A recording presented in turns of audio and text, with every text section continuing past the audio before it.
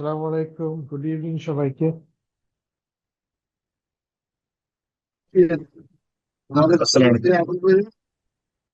সবাই ভালো আছেন?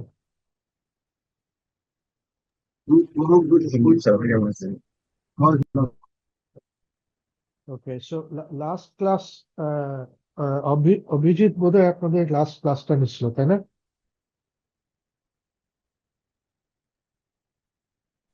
জি স্যার। আহ, উনি কোন চ্যাপ্টারটা পড়িয়েছেন আমাকে বলো।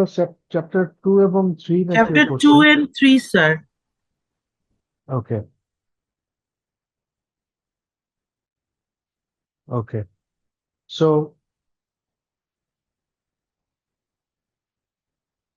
ওকে, সো চ্যাপ্টার 2 তো আমরা যে চ্যাপ্টার করছে ওই চ্যাপ্টারে কি আবার পড়াইছে নাকি?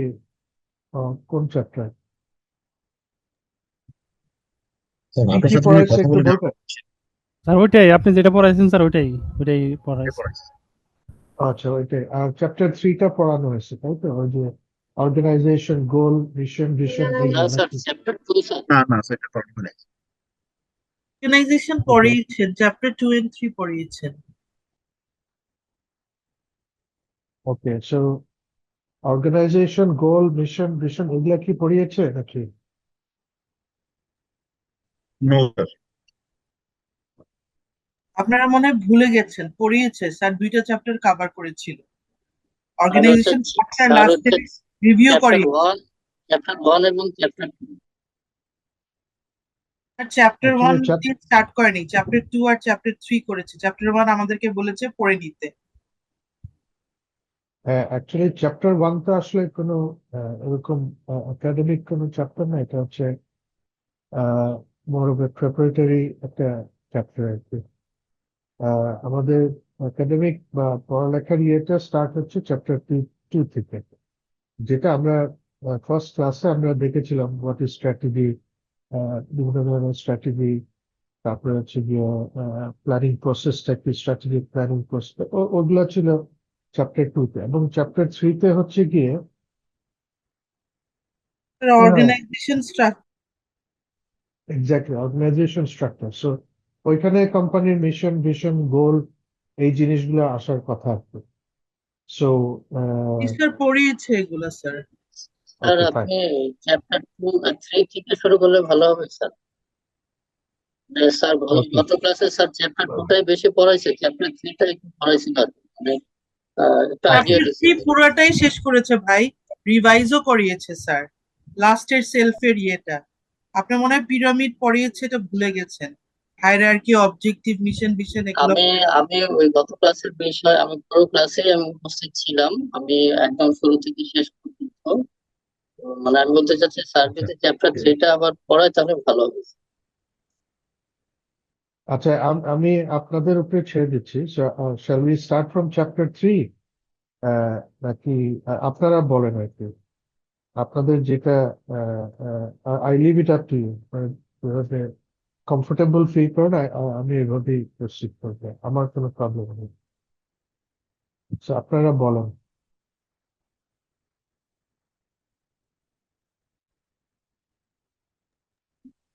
স্যার আপনি শর্টলি যদি একটু রিভিউ করে দিতেন ভালো হতো। Okay, fine. So let's very quickly go through chapter 3, right? Okay, yes sir. that's it. Okay, so chapter 3 তে হচ্ছে the purpose of an organization. So organization এর মিশন, ভিশন, অবজেক্টিভ এগুলো আপনারা অলরেডি বিজনেস এন্ড ফাইন্যান্স যে সাবজেক্টটা ছিল সেখানে cover করার কথা। তারপরে let's very quickly go through them. So mission হচ্ছে the values and expectations of those who most strongly influence the strategy about the scope and posture of the organization. এটা হচ্ছে আহ, মানে স্ট্র্যাটেজির উপরে মিশনের ইয়েটা কি। আচ্ছা, এখানে একটু বলে রাখা দরকার, আমরা লাস্ট টাইম যে পড়েছিলাম যে যারা দুটা স্ট্র্যাটেজিক প্ল্যানিং প্রসেসের, একটা হচ্ছে পজিশনিং বেস আর একটা হচ্ছে রিসোর্স বেস। পজিশনিং বেস যে স্ট্র্যাটেজি যেটা, সেখানে mission plays a very important role. কারণ হচ্ছে যে আমরা ওই মিশন বেসিসে আমি আমার স্ট্র্যাটেজিটা ফর্মুলেট করি, এবং most of the strategy planning যে আমরা দেখি বা আমরা করি, সেখানে it starts from the mission. কারণ mission plays a very important role on formulating the strategy or defining the strategy আর কি। সো ভেরি সিম্পলি যদি আমরা বলি যে ধরেন as a human being, all of us want to be successful, তাই না? কি এখানে কেউ আছেন যে we don't want to be successful? আছেন কেউ?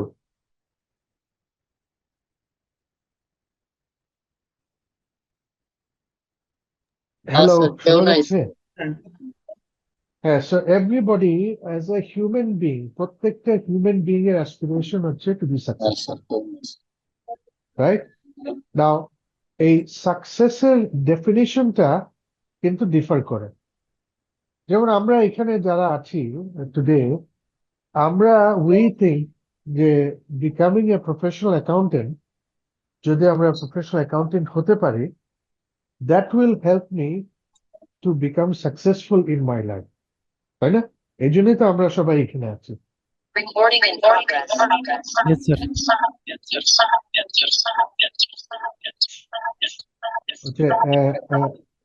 আমরা কিছু বেসিক গ্রাউন্ড রুল গত ক্লাসে আমরা ডিসকাস করছিলাম। তার মধ্যে একটা ছিল please mute your microphone. Unless আপনারা কেউ কথা বলবেন, মাইক্রোফোনটা মিউট রাখেন, তাহলে এরকম অনেক সময় আননেসেসারি নয়েজ হয়, যেটা আসলে সবাই ডিস্টার্ব করে।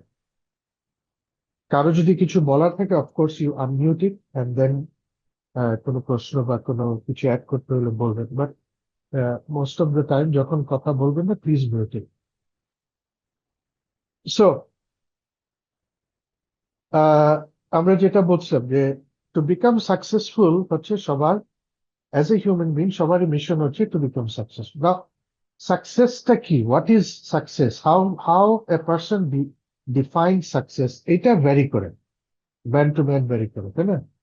এক একজনের কাছে ইভেন এই যে যেটা আমি এক্সাম্পল দিলাম যে আমরা সবাই এখানে আমরা চিন্তা করছি two become professional accountant will help us to become successful. হ্যাঁ, না যে কিনা ইঞ্জিনিয়ারিং পড়ে তার কাছে মনে হবে যে ওকে, আমি যদি ইঞ্জিনিয়ার হই দ্যাট উইল বি আমাকে সাকসেস এনে দিবে।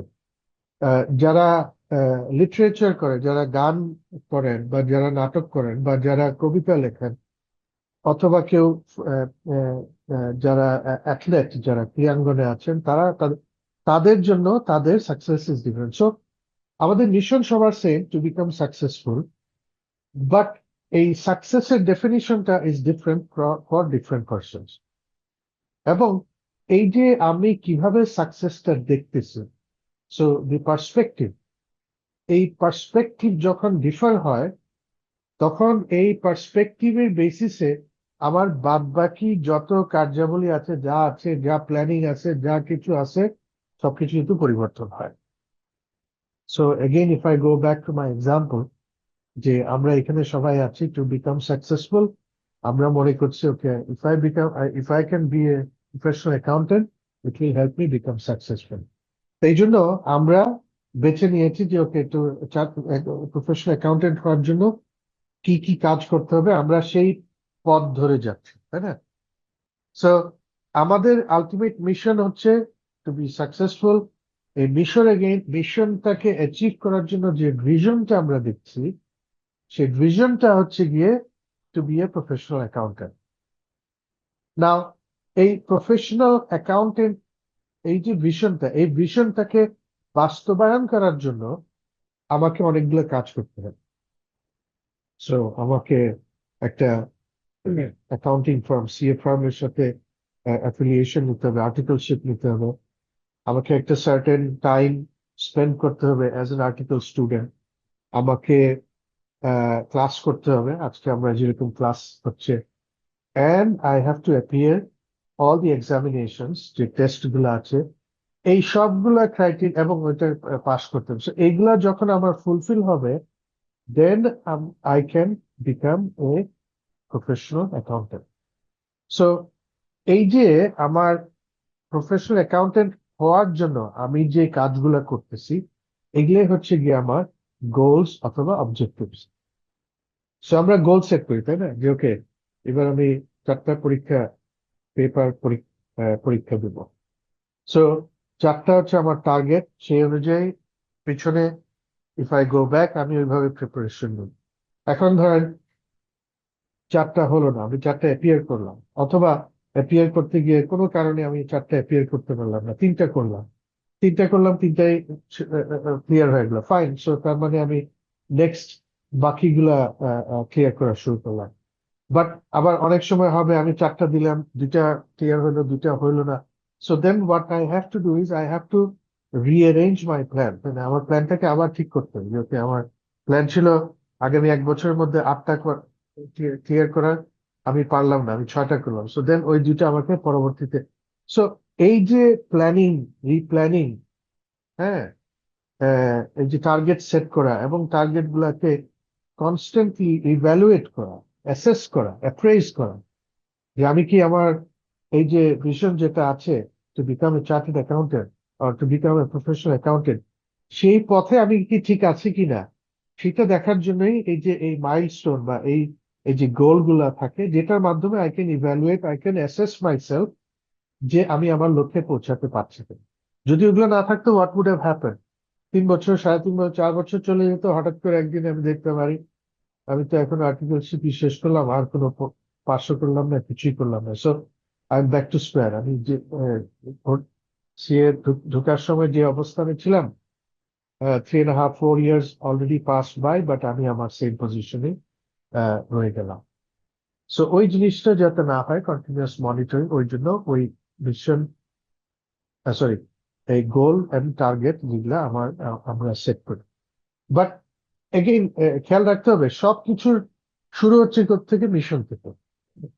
সো মিশন হচ্ছে আমার একদম যে হ্যাঁ, দিস ইজ হোয়াট, এই যে নেক্সট লাইনটা দেখেন, the mission of an organization is the most generalized type of objective that can be thought of the expression as raison d'être.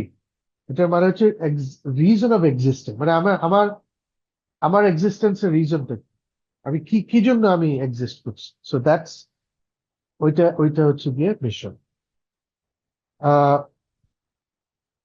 So before going to the next slide, কারো কোনো প্রশ্ন আছে? আপনারা বুঝতে পারছেন এটা? আমি একসাথে মিশন ভিশন সবগুলাই ডিসকাস করে ফেলাম, বিকজ বেসিক্যালি এই চ্যাপ্টারটা ওইগুলোতেই ফোকাস করছে। কারো কোনো প্রশ্ন আছে এখানে?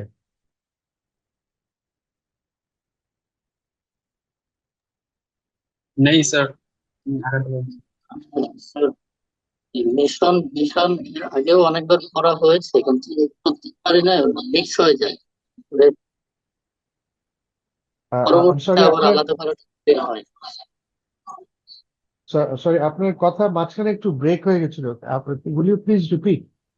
মানে স্যার, এই মিশন মিশন এর আগেও অনেকবার করা হয়েছে, সার্টিফিকেট ওকে, লেভেলেও করা হয়েছে, কিন্তু জি। ওই যে একটু সময় পরে গিয়ে মিক্স হয়ে যায়, মানে ব্লেন্ডার হয়ে যায়।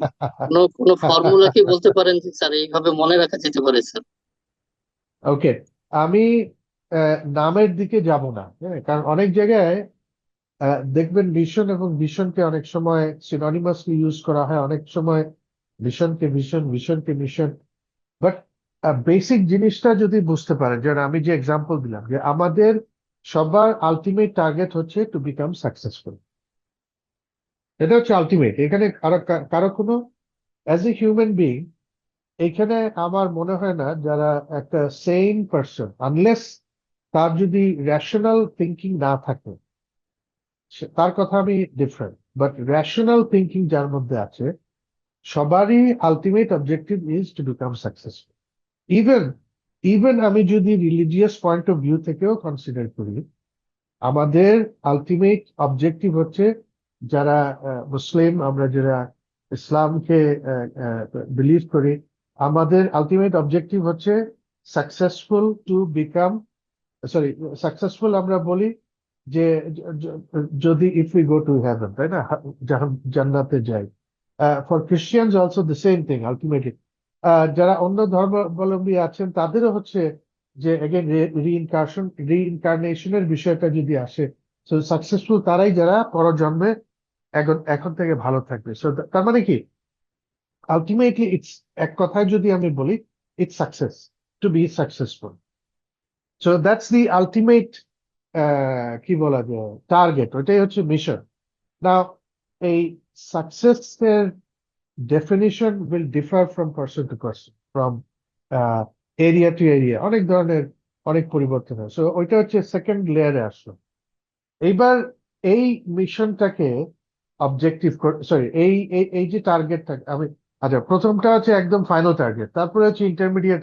এই ইন্টারমিডিয়েট টার্গেট গুলাকে অ্যাচিভ করার জন্য আমাকে ছোট ছোট অবজেক্টিভ গোল সেট করতে হয়। কেন? সো দ্যাট এটা আমাকে প্রপার ট্র্যাকে রাখে।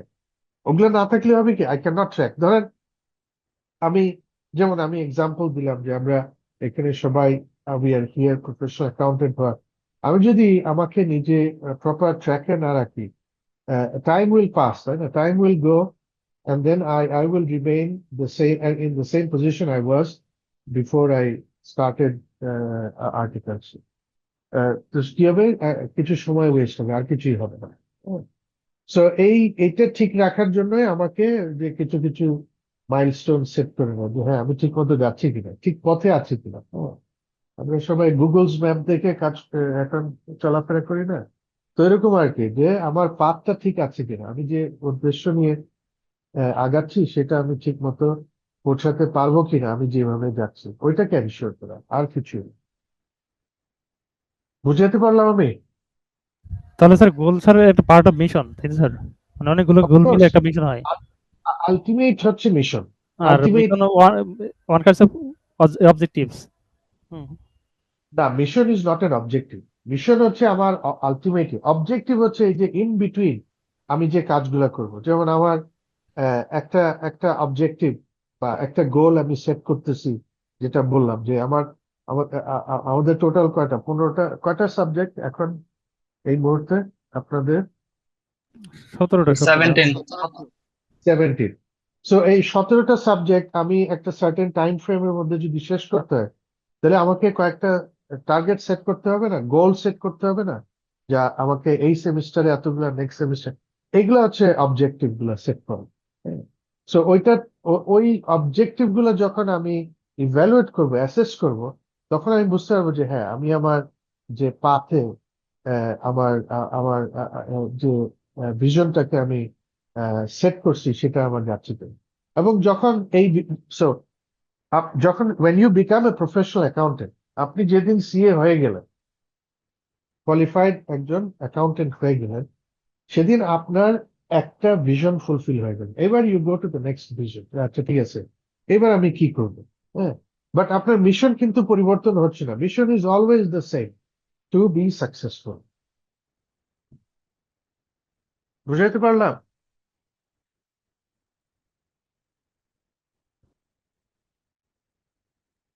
কি সবাই বুঝছেন নাকি এখনো কনফিউশন আছে? থাকলে বলেন, অসুবিধা নেই, উই ক্যান ডিসকাস।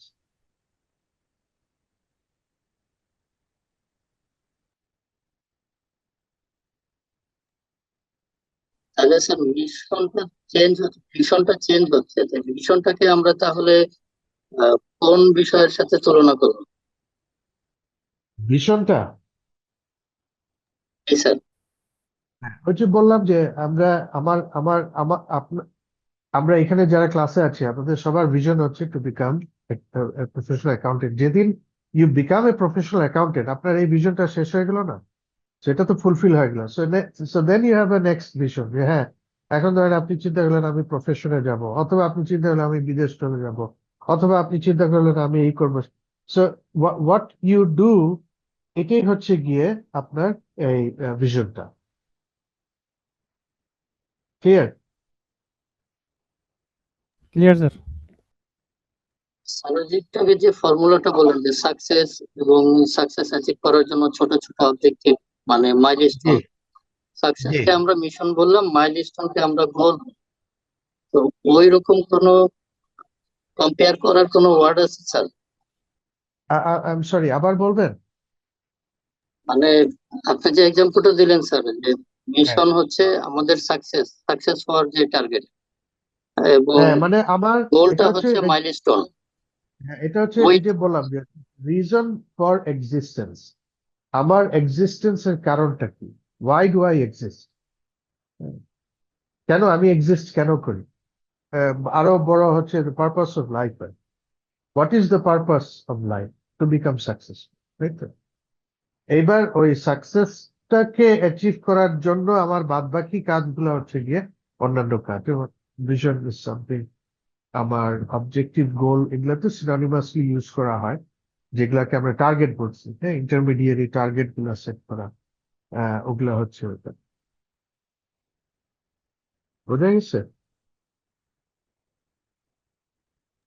তাহলে গোল এবং টার্গেটের মধ্যে পার্থক্য কি স্যার? গোল এন্ড টার্গেটের মধ্যে অ্যাকচুয়ালি এরকম পার্থক্য নাই, এগুলো হচ্ছে সিনোনিমাসলি ইউজ করা হয়। অবজেক্টিভ, টার্গেট তো হচ্ছে যে কোনো গোলই তো একটা টার্গেট, তাই না। আমি ইভেন আমার মিশন যেটা, এটাও তো একটা টার্গেট, যে আমি সাকসেসফুল হতে চাই, এটাও আমার একটা অনেক লং টার্ম একটা টার্গেট। গোল হচ্ছে ইন্টারমিডিয়েট, মানে সরি, মানে খুব বড় দূরের না, কাছাকাছি সময়ের গোল বা অবজেক্টিভ, যেটা এগুলাকে সিনোনিমাসলি ইউজ করা হয়। কোনো কোনো জায়গায় দেখবেন অবজেক্টিভ ইউজ করতেছে, কোনো কোনো জায়গায় দেখবেন গোল ইউজ করছে, বাট এগুলো আলটিমেটলি দুইটাই একই ইয়েতে ইউজ করা হয়। অবজেক্টিভটা হচ্ছে কি, যে আমার এই লক্ষ্যে পৌঁছাইতে গিয়ে আমি যে কাজগুলা করছি বা যেগুলাকে, বা ছোট ছোট যে পরিকল্পনা গুলা করা হচ্ছে, সেগুলাই হচ্ছে অবজেক্টিভ এক্ষেত্রে। So, যেমন আমাদের ক্ষেত্রে যেটা যদি আমরা বলি, আমি বলি যে আমাদের অনেকগুলো অবজেক্টিভ, তার মধ্যে একটা অবজেক্টিভ হচ্ছে আমার আর্টিকেলশিপ কমপ্লিট করা, আরেকটা অবজেক্টিভ হচ্ছে ক্লাস করে এই বিভিন্ন এক্সামিনেশন পাস করা। তো এই অবজেক্টিভ গুলো যখন ফুলফিল হবে, দেন উই রিচ আওয়ার এই ভিশন, যেটা to become an accountant, professional accountant. Clear?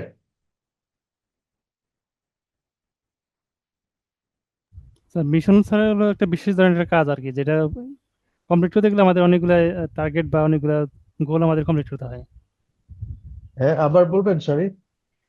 মিশনটা হলো একটা বিশেষ একটা কাজ, যেটা আমাকে কমপ্লিট করতে হলে বা সাকসেস করতে হলে আমার অনেকগুলা গোল এবং টার্গেট গুলো আমাদের অ্যাচিভ করতে হয়, করে পরে ওটা কমপ্লিট করতে হয়। মানে টোটাল যে এটা বিষয়টা হলো মিশন। হ্যাঁ, মিশন, ওই যে বললাম, মিশন হচ্ছে যে the reason for your existence, আপনি ওয়াই ডু ইউ এক্সিস্ট, আপনি কেন এক্সিস্ট করেন, ওটাই হচ্ছে গিয়ে আপনার মিশন। সো আমরা যদি অর্গানাইজেশন পার্সপেক্টিভ থেকে দেখি, একটা অর্গানাইজেশন কেন এক্সিস্ট করে, দ্যাট ইজ অর্গানাইজেশনের মিশন। সো ইটস এ, মানে কি বলবো এটা, ইটস মানে এটা একটা, মানে অনেক আহ, মানে ডিটেইল না, এটা একটা অনেক হাই লেভেলের একটা মিশন বা একটা একটা টার্গেট আর কি। Okay, this is eventually, this is what I want to achieve, this is what I want to. Um, sir, জি। তাহলে কি এটা বলতে পারি যে ভিশনটা হচ্ছে ফিলোসফিক্যাল আর মিশন হচ্ছে ফাংশনাল?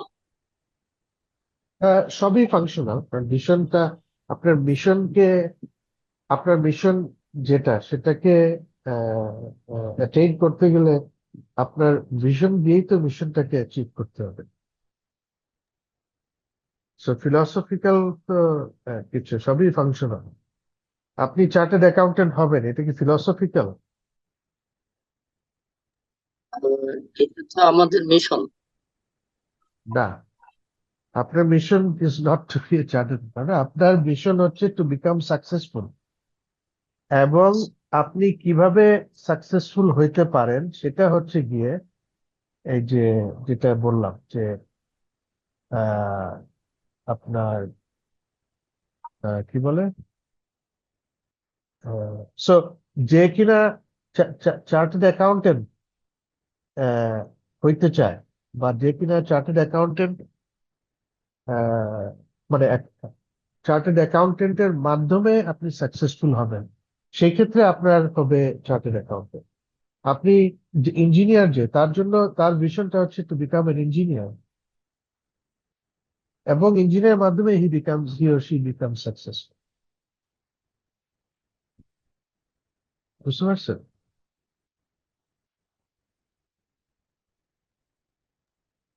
স্যার এই উদাহরণটা না এভাবে দিলে ভালো হতো, মানে সবার আন্ডারস্ট্যান্ডিং জিনিসটা স্যার। জি যে একটা কোম্পানি বাংলাদেশের নাম্বার ওয়ান হতে চায়, এটা স্যার তার একটা ভিশন। এরকম কোর্স দিলে মনে হয় স্যার আরো বেশি ক্লিয়ার।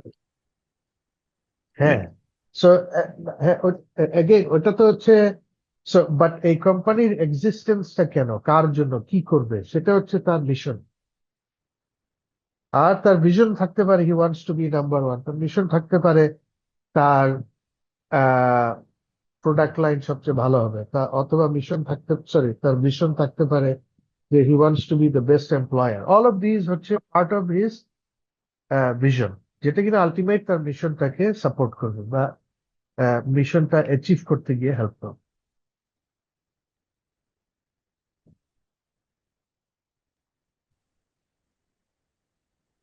স্যার আমরা বুঝতে নেক্সট পারছেন স্টেপে সবাই যেতে পারি। নাকি? সরি, স্যার আমরা ফরওয়ার্ড যেতে পারি মিশন মিশন পরে। জি স্যার, আমরা বুঝতে পেরেছি স্যার। ওকে।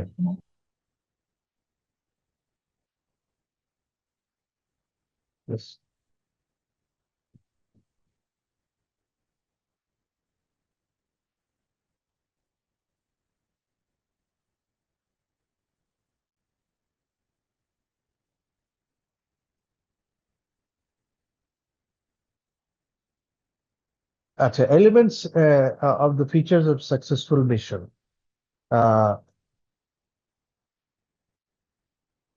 পারপাস, একটা সাকসেসফুল মিশনের এলিমেন্টস গুলো কি কি? Number one, purpose. Why does the organisation exist and who does it exist for? যেটা একটু আগে বললাম যে তার এক্সিস্টেন্স, একটা অর্গানাইজেশনের এক্সিস্টেন্স কেন, কি কি করতে চাইছে। স্ট্র্যাটেজি, তার কম্পিটিটিভ পজিশন, মার্কেটে তার কম্পিটিটিভ পজিশন এবং তার ডিস্টিংটিভ কি কম্পিটেন্সি আছে। ডিস্টিংটিভ কম্পিটেন্সি মানে তার কি কম্পিটিটিভ এজ আছে মার্কেটে, মানে যেটা অন্যান্যদের চেয়ে তারটা ভালো। পলিসি অ্যান্ড স্ট্যান্ডার্ড বিহেভিয়ার, এটা হচ্ছে to control the work environment, এর জন্য আমাদের পলিসি, বিহেভিয়ারাল, সরি, স্ট্যান্ডার্ড, এগুলা থাকে। আর ফাইনালি হচ্ছে ভ্যালু। ভ্যালু হচ্ছে গিয়ে একটা অর্গানাইজেশনের বিলিফ সিস্টেম, যেটা আহ, যেটা হচ্ছে যে একটা অর্গানাইজেশনকে ধরে রাখে বা একটা অর্গানাইজেশনকে মোল্ড করে। হ্যাঁ, সো যেমন ধরেন একই আইডেন্টিক্যাল দুইটা অর্গানাইজেশন, দুইটা দুইটা ডিফারেন্ট ভ্যালু থাকতে পারে। হ্যাঁ, এবং ভ্যালুর কারণে অর্গানাইজেশনটা ওইভাবে কিন্তু শেপ হয়। এবং রিসেন্টলি আপনারা জানেন যে ইন্ডিয়ার one of the most successful, sorry, industrialist mister Ratan Tata মারা গেছেন, আপনারা জানেন তো সবাই, তাই না? তো he is one of the you know কি বলা যায়, বিগেস্ট ইন্ডাস্ট্রিয়ালিস্ট এবং one of the most richest person in India. So তার সাথে যদি কম্পেয়ার করেন, আছে আমাদের আম্বানি, আছে আদানি, আছে, but the value that mister Ratan tata carried is totally different from all the other industrialist. তাদের, বিশেষ করে টাটা, এন্টায়ার টাটা ফ্যামিলির যেটা আছে, তো তাদের একটা কোর ইয়ে হচ্ছে গিয়ে philanthropy. So they give back to the society in such a way, যেটা অন্যান্যরা, হ্যাঁ, সবাই সাকসেসফুল, বাট অন্যান্যদের সাকসেস হচ্ছে it's more like making money নিজেদের স্বার্থে। বাট আপনি টাটা যদি দেখেন, তাদেরটা হচ্ছে টোটালি ডিফারেন্ট। তারা they are spending so much money on philanthropy, মানুষের সোশ্যাল যে বিভিন্ন ইস্যু আছে সেগুলাকে অ্যাড্রেস করে সোসাইটির জন্য অনেক হয়। সো এগুলা হচ্ছে এই যে ভ্যালুজ এর অংশ, হাউ অর্গানাইজেশন ভ্যালু, মানে কি তাদের, মানে তাদের ভ্যালুটা কোন কিসের উপরে ফোকাস করা হয়। So that actually shapes the entire organisation. So একটা মিশনের মধ্যে এই এই এলিমেন্ট গুলা থাকে আর কি, বা এই এলিমেন্ট গুলা থাকতে হয় একটা সাকসেসফুল মিশন যদি হয়। Importance of mission to corporate strategy, যদি রেশনাল অ্যাপ্রোচ হয় তাহলে মিশন হচ্ছে it's the starting point, mission থেকে আমরা আস্তে আস্তে উই গো ডাউন। আর স্ট্র্যাটেজিক ম্যানেজমেন্ট যদি হয় তাহলে পরে মিশনটা is embedded to the culture of the organization, it's not something যেটা টপ ডাউন, এটা ইটস এমবেডেড, এটা অর্গানাইজেশনের প্রতিটা কাজের ক্ষেত্রেই এই মিশনটাকে ফোকাস করে কাজ করা হয়, প্ল্যানিং করা হয়।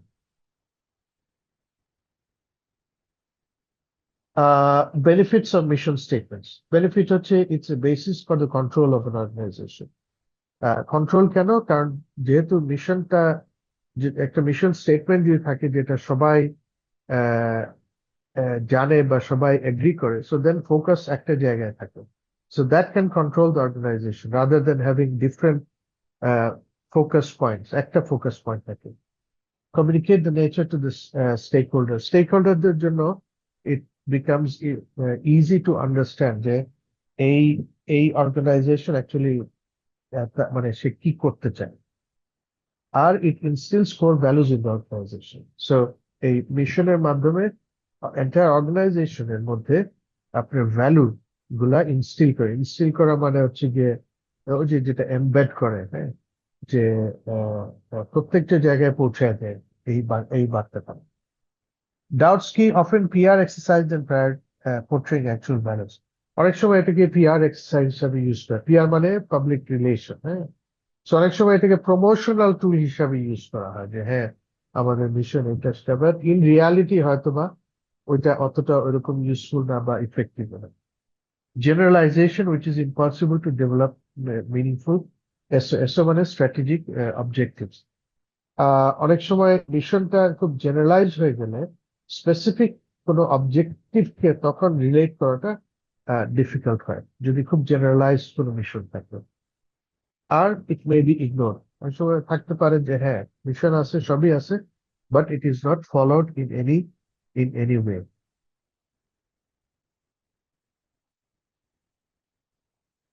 আচ্ছা, এইখানে কিছু স্যাম্পল মিশন স্টেটমেন্ট আছে, আমি আপনাদেরকে 5 মিনিট সময় দিলাম, এখন বাজে 7:48। 5 মিনিটে আপনারা একটু দেখেন, এখানে ডান দিকে বিভিন্ন ওদের বিভিন্ন ইয়েগুলো আছে, ওদের লোগো গুলা দেওয়া আছে, আর বাম দিকে আছে হচ্ছে গিয়ে মিশন স্টেটমেন্ট গুলা। আপনারা একটু যেমন এ বি কোনটা কি একটু ইয়ে করেন। আমরা 5 মিনিট শুড বি ওকে না, 5 মিনিটস এর মধ্যে লেটাস আমরা ডিসকাস করি যে কে কোনটা মানে ঠিক হলো কি না হলো, ঠিক আছে? কি সবাই আসুন তো, ঠিক আছে? জি sir. Yes, sir. Sir first ওয়ানটা স্যার একটু আমাদের একটু ক্লিয়ার করে দেন যে এই ওয়েতে অ্যান্সার গুলো দিতে হবে। Okay, so to be our customers favourite place and way to drink and eat. আপনাকে এই যে এই সব লোগো গুলা সবাই চিনেন তো, এটা তো না হ্যাঁ চেনার জি, কিছু এটা নেই। ম্যাকডোনাল্ডস এর হবে স্যার, এটা ম্যাকডোনাল্ডস। সো ম্যাকডোনাল্ডস লিখবে। আচ্ছা, এখানে একটা ছোট্ট ইয়ে আছে, টুইটারের এটা এক্স হবে আর কি, তা আগের করা তো। সো ওই নীল পাখিটা is no longer Twitter, Twitter এখন এক্স হয়ে গেছে, আর বাদ বাকি সব ঠিক আছে। সো বুঝছেন কিভাবে কি করতে হবে সবাই? ওকে স্যার, ঠিক আছে। হ্যাঁ, ওকে, ঠিক আছে। Okay, time over. So 1 number তো সবাই আমরা আগেই বলা হয়েছে তাই না, to be our customers favourite place and way to eat and drink, এটা হচ্ছে কি ম্যাকডোনাল্ডস, তাই তো? ম্যাকডোনাল্ডস। ওকে, জি স্যার। সেকেন্ড টু সেকেন্ডটা refresh the coca world, cola sir. সেকেন্ডটা বি, বাংলাদেশের বি। Okay, coca cola. কারো কোনো দ্বিমত আছে এটাতে? No sir. Okay, C 3 number.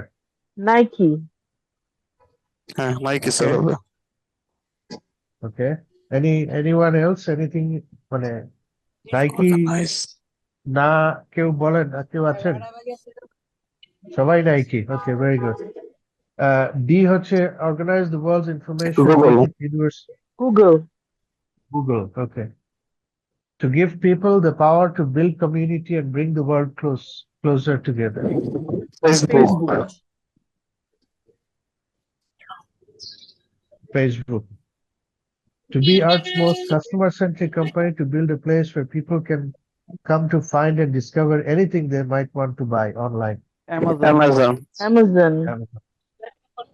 Okay. Transportation as reliable as running water everywhere Uber. for everyone. Uber. To give everyone the power to create and share ideas and information instantly without barriers. Twitter Twitter. Last এটা কি Adidas, তাই তো? Exactly. Yes, sir. Yes, sir. Okay. Okay, good. So you see, আমরা এগুলো একটু just quickly দেখি. So these are all mission statements. এবং again, if we go back to our initial long discussion, so mission statement একটা organization কেন exist করতেছে? Why does it exist? সেটা ওরা বলছে। যেমন ম্যাকডোনাল্ড বলছে যে তারা কাস্টমারদের সবচেয়ে ফেভারিট প্লেস হতে চায়, যেখানে লোকজন আসবে to eat and drink. So that's their mission statement. এই মিশনকে অ্যাচিভ করার জন্য they can have so many visions, so many targets, so many whatever. Same way Coca-Cola, Nike, so all of them have these mission statements যেটা আপনারা দেখছেন। So these are the ultimate existence, these are showing the ultimate existence of that organization. The organization মানে কেনই বা তৈরি হয়েছে, that's what they express in the mission statement. Okay. Okay, sir. Okay, purpose of an organization. So purpose-টা মূলত দুইটা ভাগে actually split হয়। একটা হচ্ছে profit seeking organizationদের জন্য একটা purpose থাকে, আর not for profit seeking organizationদের জন্য আরেকটা থাকে। আমরা so far আমরা যে আলাপ আলোচনা করি, আমরা যে বিজনেস নিয়ে ডিসকাশন করি, অলমোস্ট 90+% বা হয়তো বা আরো বেশি আমরা কথা বলি অলওয়েজ প্রফিট সিকিং অর্গানাইজেশন নিয়ে। সো প্রফিট সিকিং অর্গানাইজেশন মানে কি, সেখানে যে মেইন ওনার গোলই যারা, থাকে স্যার প্রফিট। হ্যাঁ, সো ওনার যারা, তাদের ভ্যালু ক্রিয়েশন, তাদের ভ্যালু অ্যাডিশন, এগুলা নিয়ে মূল ডিসকাশন। আর নট ফর প্রফিটের ক্ষেত্রে অ্যাকচুয়ালি প্রথমে হচ্ছে যে এই অর্গানাইজেশন গুলার গঠনই এমন ভাবে হয় যে অ্যাকচুয়ালি ওনার বলে কেউ থাকে না, there is no owner ওই অর্গানাইজেশন গুলার। সেখানে মেম্বার থাকতে পারে, সেখানে ওই যে ট্রাস্টি থাকতে পারে, সেখানে আপনার গ্যারান্টার থাকতে পারে, but none of them are owners. এবং এই অর্গানাইজেশন গুলা এক্সিস্টেন্স বা তাদের তৈরি করা হয় কোনো সোসাইটির কোনো একটা স্পেশাল নিড, কোনো ওয়েলবিং, অ্যাওয়ারনেস, কোনো অ্যাডভোকেসি, হ্যাঁ, এই জিনিসগুলোর জন্য। এবং আমরা সবাই খুবই ভালো করে চিনি এদেরকে এনজিও নামে। এনজিও দিয়ে কি হয়? NGO non government Non-government organisation. organization. Exactly, non-governmental organization. So non-governmental organization is not only the NFP actually, not-for-profit organization হইতে পারে, it can be a trust, can be একটা not-for-profit organization. যেমন theoretically educational institution গুলা formulate করা হয় through a trust, board of trustee, এবং by law এটা নিয়ে মানে এটা again like I said theoretically এখান থেকে অ্যাকচুয়ালি কোনো প্রফিট জেনারেট করার কথা না। যদিও আমাদের দেশে বিশেষ করে যারা প্রাইভেট ইয়েগুলা এডুকেশন ইনস্টিটিউশন আছে, সেখানে ওরা এই ওই ভ্যালু প্রফিট ক্রিয়েশনের দিকে কাজ করে। সরি, বাট তাদের সেটা করার কথা না আর কি। সো এরকম অনেক অর্গানাইজেশন আছে, যেমন সোশ্যাল এন্টারপ্রাইজ যেগুলো, হ্যাঁ, এদের আলটিমেট অবজেক্টিভ হচ্ছে is not to make money. যেমন Grameen bank, is not to make money, it's a social organization, হ্যাঁ, to make money, but it's not for the shareholders, হ্যাঁ, বা কি বলা যায়, ওনারদের। এই পয়সাটা ইটস ফর দ্য সোসাইটিতে যারা আছে বা তাদের মধ্যে যারা মেম্বার আছে, তাদের ওয়েলবিং এর জন্য এই মানিটা ডিস্ট্রিবিউট হয়। সো দুইটা অর্গানাইজেশনের অবজেক্টিভ, হ্যাঁ, দুই ধরনের। হ্যাঁ, একটা হচ্ছে টু মেক মানি, যেটা হচ্ছে টু মেক মানি। আপনারা সবাই ফাইন্যান্সিয়াল ম্যানেজমেন্ট পড়ে আসছেন, তাই না? এখানে সবাই ফাইন্যান্সিয়াল ম্যানেজমেন্ট পড়ে আসছেন আন্ডার গ্রেড প্রোগ্রামে, অথবা পোস্ট গ্রাজুয়েট, কি বলে, Yes, sir. যারা post graduation. So what is the objective of an organisation?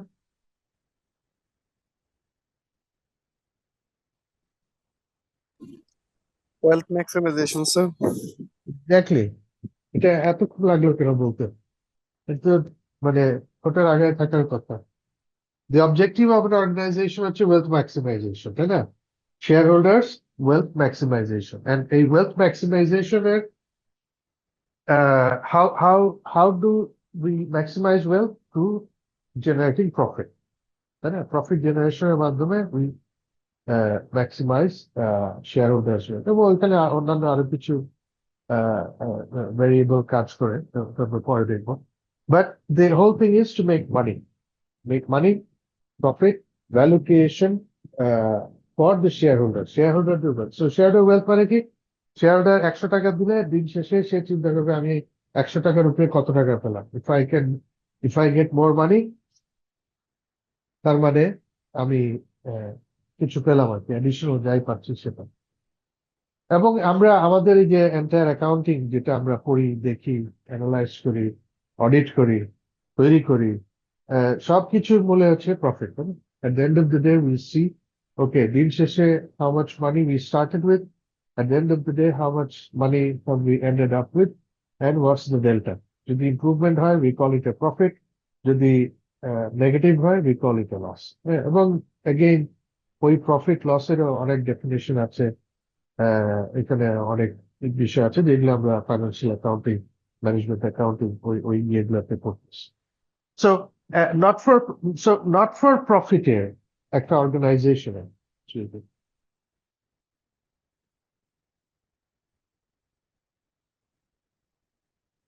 So not for profit organisation, যেমন গভর্নমেন্টের একটা organisation, it's not for profit, তাই না? যেমন একটা, আচ্ছা, আরেকটা জিনিস একটু বলে রাখা দরকার। অর্গানাইজেশনের পারপাস, অর্গানাইজেশনের ফাংশন দিয়ে ডিফাইন্ড হয় না, যে এই অর্গানাইজেশন মানে কি করে বা কি তার প্রোডাক্ট বা সার্ভিস দিয়ে ডিফাইন হয় না। যেমন একটু আগে যে এক্সাম্পলটা দিলাম, আমি অন্য আরেকটা এক্সাম্পল দিই, যে ধরেন একটা hospital. So hospital by definition আমরা যদি বলি, হসপিটালের কাজ কি? মেডিকেল সার্ভিস এনশিওর করা, তাই না? লোকজনদেরকে মেডিকেল সার্ভিস দেওয়া। নাও এই মেডিকেল সার্ভিস দেয়াটা ডিফাইন করবে না এটা কি প্রফিট মেকিং নাকি নট ফর প্রফিট।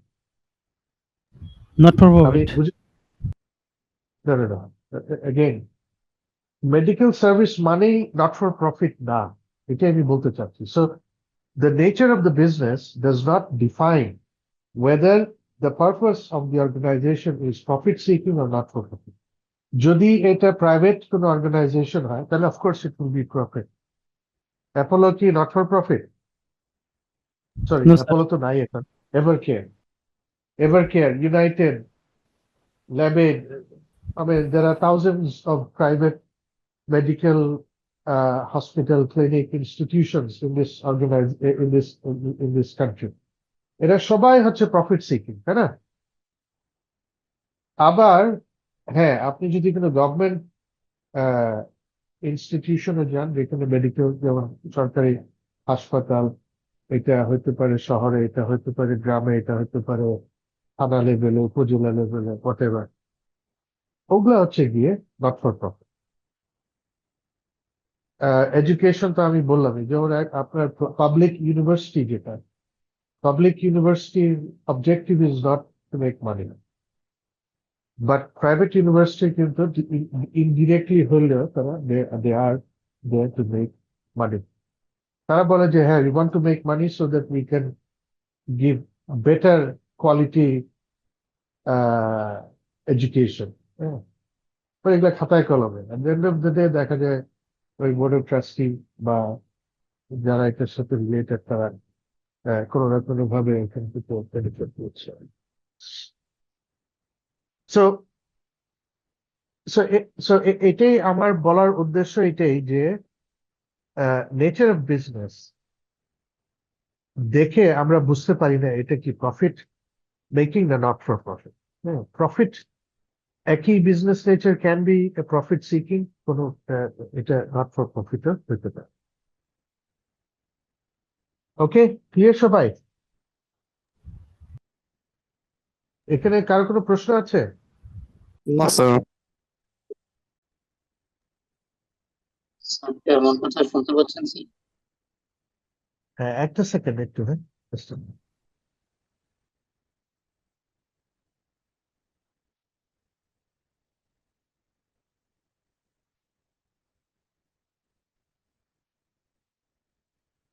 হ্যাঁ, সরি।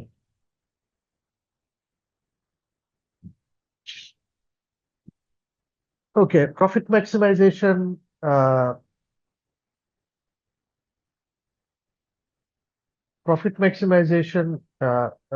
ওয়েলথ ম্যাক্সিমাইজেশন, এগুলো আপনারা ফাইন্যান্সিয়াল ম্যানেজমেন্টে অলরেডি পড়ে আসছেন। বলেন দেখি যে আমরা যে বলি যে ফাইন্যান্সিয়াল ম্যানেজমেন্ট বা একটা অর্গানাইজেশনের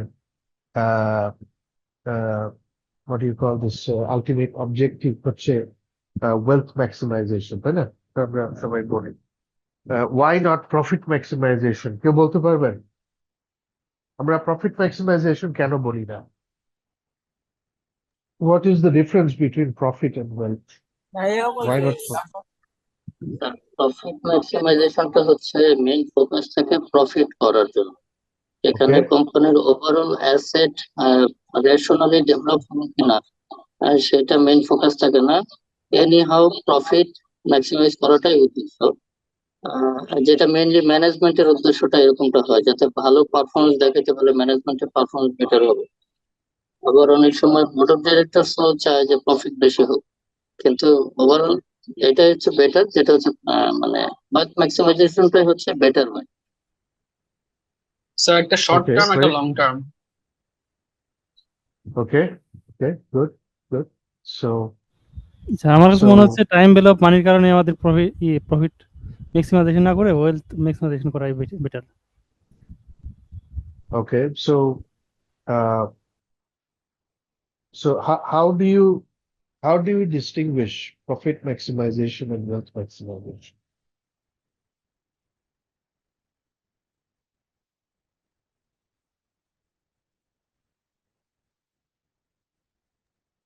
কোশ্চেনটা বুঝিনি স্যার, আরেকবার বলুন। How do you distinguish? আপনি পার্থক্য করবেন কিভাবে যে আমার প্রফিট ম্যাক্সিমাইজেশন কতটুকুন হলো আর ওয়েলথ ম্যাক্সিমাইজেশন কতটুকুন হলো? How do you distinguish? Sir wealth ম্যাক্সিমাইজেশনের এটা হচ্ছে স্যার শেয়ারের ভ্যালু কতটুকু ইনক্রিজ করছে ওটা দিয়ে আমরা জাস্টিফাই করতে পারি।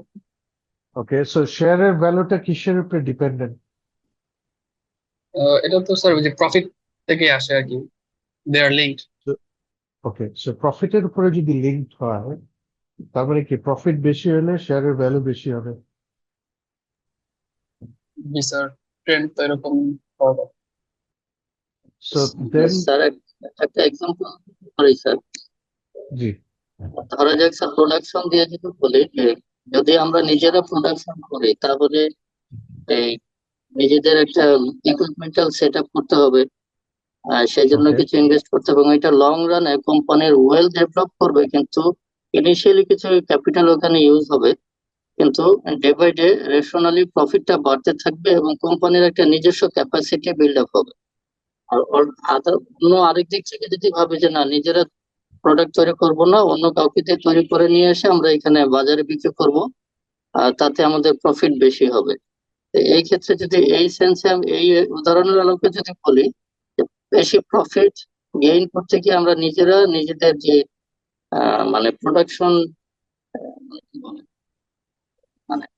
মানে সেল বেশি করার জন্য আমরা অন্য জায়গা থেকে প্রোডাক্ট তৈরি করে এনে বাজারে বিক্রি করে দিলাম, আমাদের প্রফিট বেশি হলো। আর যদি আমরা নিজেদের ওয়েলথ ডেভেলপ করার কথা, ওয়েলথ ম্যাক্সিমাইজ বলতে ওভারঅল ডেভেলপমেন্ট, আবার ইনফ্রাস্ট্রাকচারাল ডেভেলপমেন্ট, ফাইন্যান্সিয়াল ডেভেলপমেন্ট, তারপরে মানে দায় দেনা, তারপরে উৎপাদন ক্যাপাসিটি, প্রফিট ক্যাপাসিটি, ওভারঅল সবকিছুই নির্ভর করে, বিষয়গুলি আসে প্রফিট ওয়েলথ ম্যাক্সিমাইজেশনের ভেতরে। আর প্রফিট ম্যাক্সিমাইজেশনটা হচ্ছে শুধু মেইন ফোকাসটাই হচ্ছে এনি হাউ প্রফিট গেইন করতে হবে। ওকে, সো এখানে আপনাদের কিছু কিছু কথা আমি এগ্রি করছি, কিছু কিছু কথা ডিসএগ্রি করছি। সো নাম্বার ওয়ান, আপনারা আগের জন প্লাস আপনি দুজনেই যে এক্সাম্পল দিলেন, আলটিমেটলি আপনারা কিন্তু সবাই বলতেছেন প্রফিটের কথাই, যে ওকে আমার এখন প্রফিট কম হবে বাট দুদিন পরে প্রফিট বেশি হবে, সো প্রফিট দিয়েই আমার ম্যাক্সিমাইজেশন হচ্ছে। আরেকটা বিষয় আছে রেপুটেশন। হ্যাঁ, but so so wealth maximisation বলতে আপনি কি বোঝেন? What do you understand by wealth maximisation?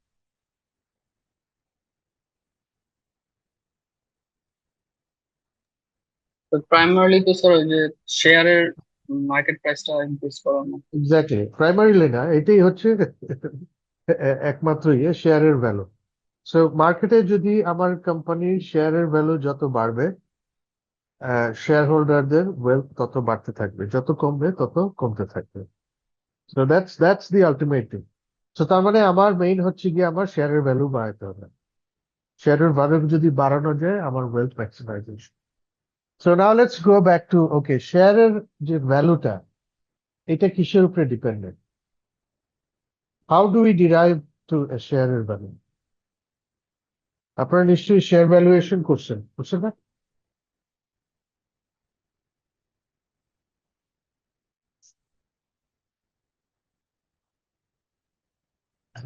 একটা স্টকের ভ্যালুয়েশন কিভাবে করা হয়?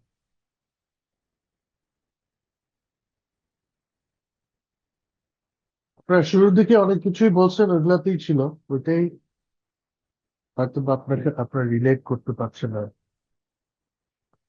একটা শেয়ারের ভ্যালু আপনারা একদম ভেরি র valuation, there are different valuation methods.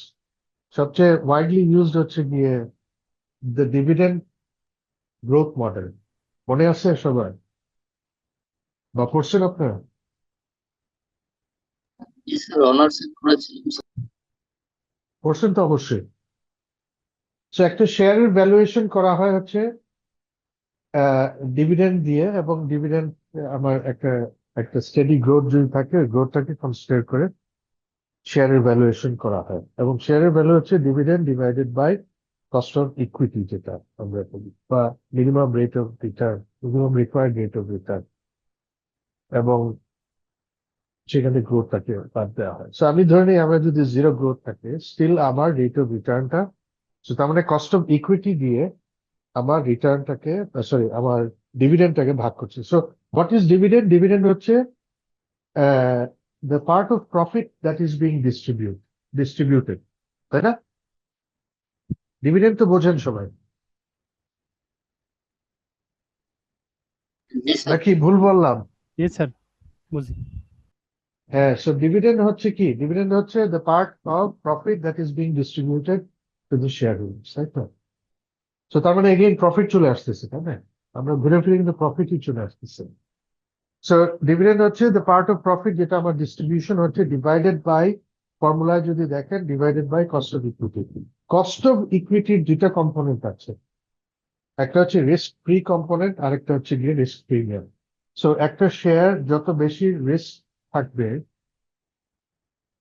ওই শেয়ারের cost of equity will be বেশি না কম?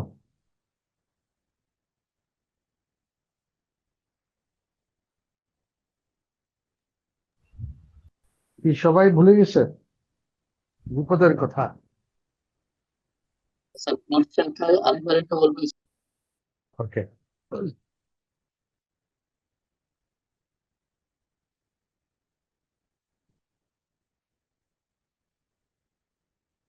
একটা সেকেন্ড।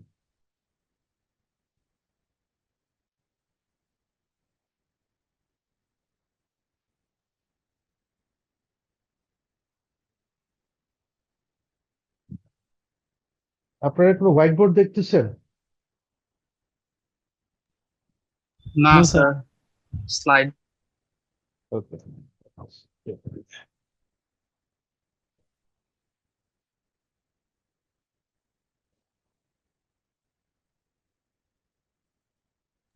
এখন ঠিক আছে। এবার হোয়াইট বোর্ড। ওকে,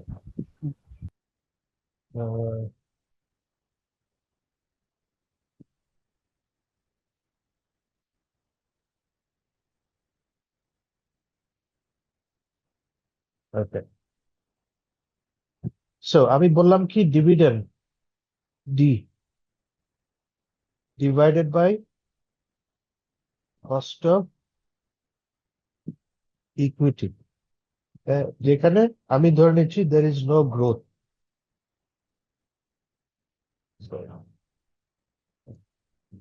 সবাই দেখতে পাচ্ছেন তো? আপনারা কি দেখতে পাচ্ছেন সবাই? স্যার জি স্যার, দেখতে দেখা পাচ্ছি। যাচ্ছে। দেখতেছে। সৌরভ আবার লেখার চেষ্টা করছেন কেন?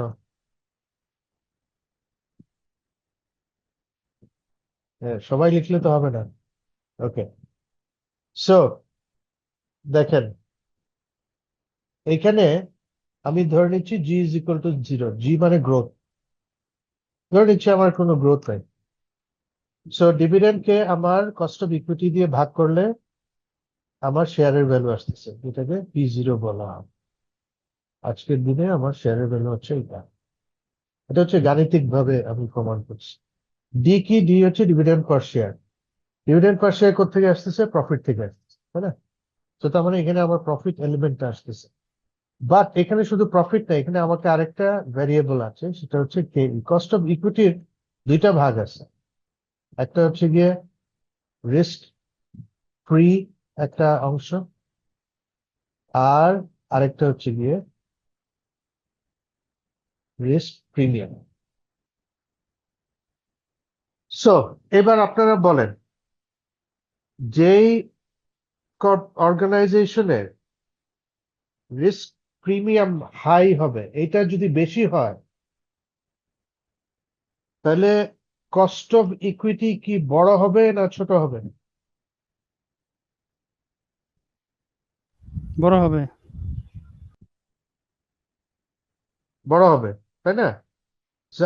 কস্ট অফ ইকুইটি বড় যদি হয়, তাহলে আমার ওভারঅল শেয়ারের ভ্যালুটা কি বাড়বে না কমবে?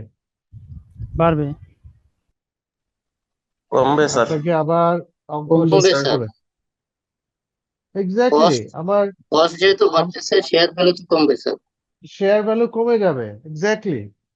সো তার মানে দেখেন, ওয়েলথ ক্যালকুলেশনে ইটস নট অনলি প্রফিট আমি কনসিডার করছি বা ডিভিডেন্ড, আমি সাথে সাথে তার সাথে অ্যাসোসিয়েটেড রিস্কটাকে কনসিডার করছি, এবং আমার entire value is dependent on this risk factor.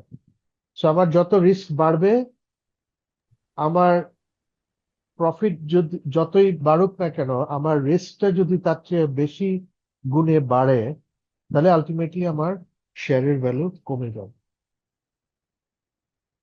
বুঝতে পারছেন সবাই?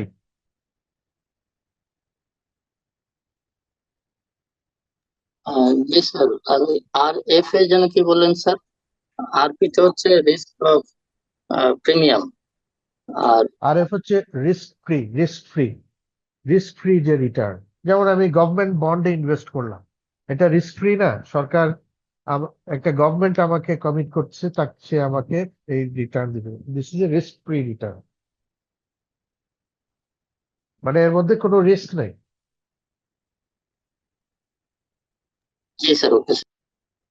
সো এটা হচ্ছে, আমি জাস্ট গাণিতিক ভাবে আপনাদেরকে বুঝাইলাম যে ওয়াই আমরা প্রফিটের দিকে যাচ্ছি না। কেন প্রফিটের দিকে যাচ্ছি না?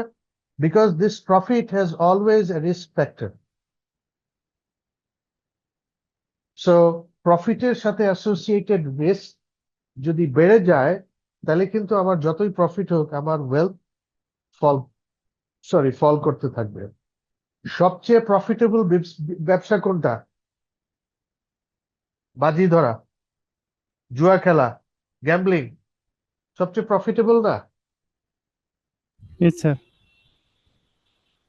বাট ওইটার মধ্যে কি রিস্ক সবচেয়ে বেশি। যে কারণে ওইটার ভ্যালু ইজ এক্সট্রিমলি লো। আবার অন দি আদার হ্যান্ড, আমরা যদি রিস্ক ফ্রি থাকতে চাই, যে আমি কোনো রিস্ক নিব না, তাহলে আমি গভর্নমেন্ট বন্ডে ইনভেস্ট করে বসে থাকবো, সেই ক্ষেত্রে আমার ভ্যালু এক ধরনের হবে, সেটাও আমার ভ্যালু বাড়বে না। বুঝতেছেন সবাই? ওয়েলথ অ্যান্ড প্রফিট, এই দুইটার মোটিভের ডিফারেন্সটা কোথায়?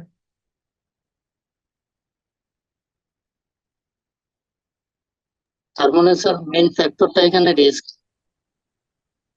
মেইন ফ্যাক্টর রিস্ক না, দুইটাই মেইন ফ্যাক্টর।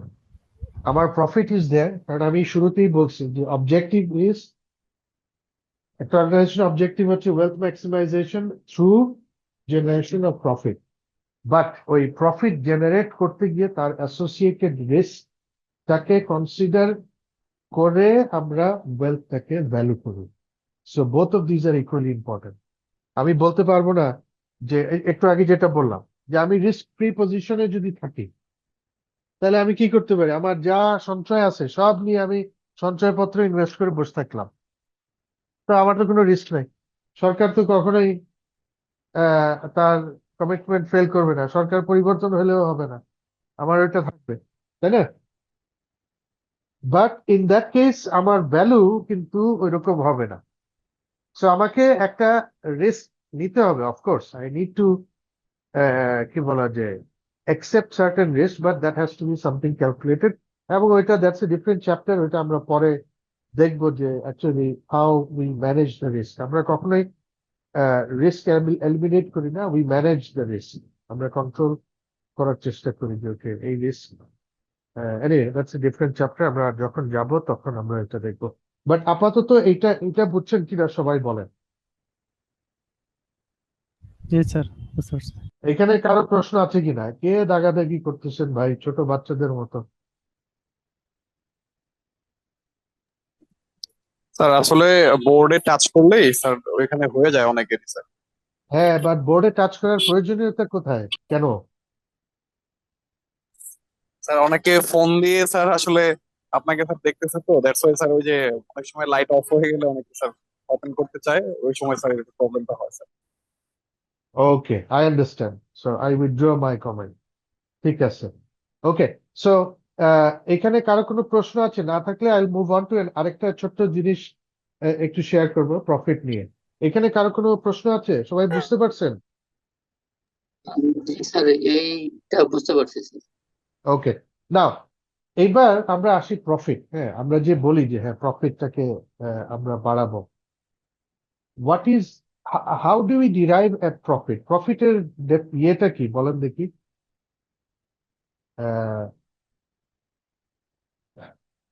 প্রফিটের ফর্মুলা কি?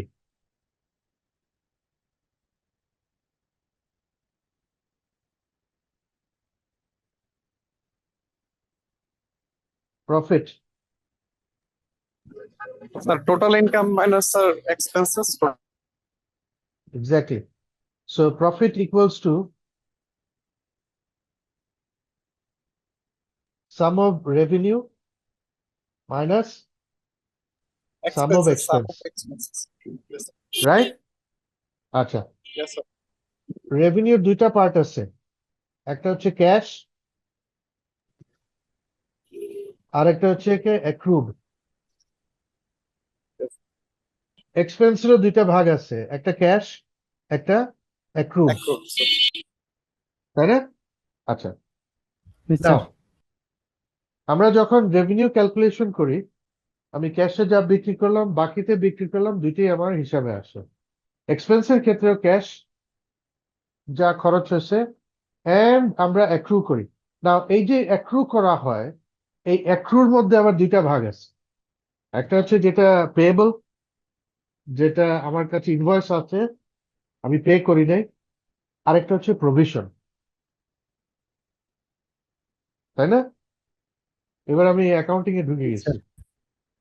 ওকে, নাও প্রভিশন মানে কি?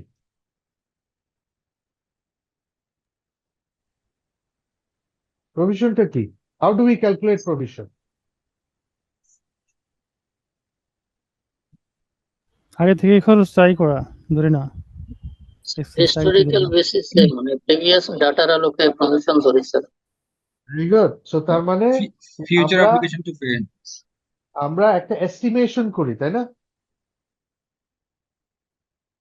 অ্যাক্রুয়াল যখন যখন প্রভিশন করা হয়, ইটস এন এস্টিমেশন, তাই না? নাকি? জি স্যার। জি স্যার, একটা আনসার্টেন কেসে।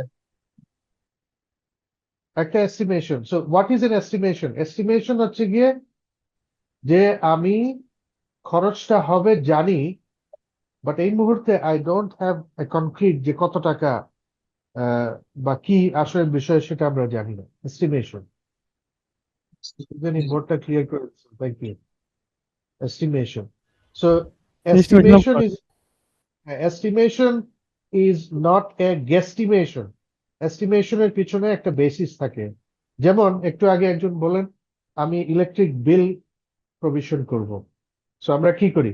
গত 6 মাসের ডাটা নেই, 12 মাসের ডাটা নেই, অথবা এই বছর গত বছর এই টাইমে কতটুকু খরচ হয়েছে সেটা নেই। এরকম করে এক একজন এক এক ভাবে একটা এস্টিমেশন করার চেষ্টা করি যে আচ্ছা এই মাসে তো আমার বিল আসে নাই, বাট রাফলি এরকম হতে পারে, তাই না?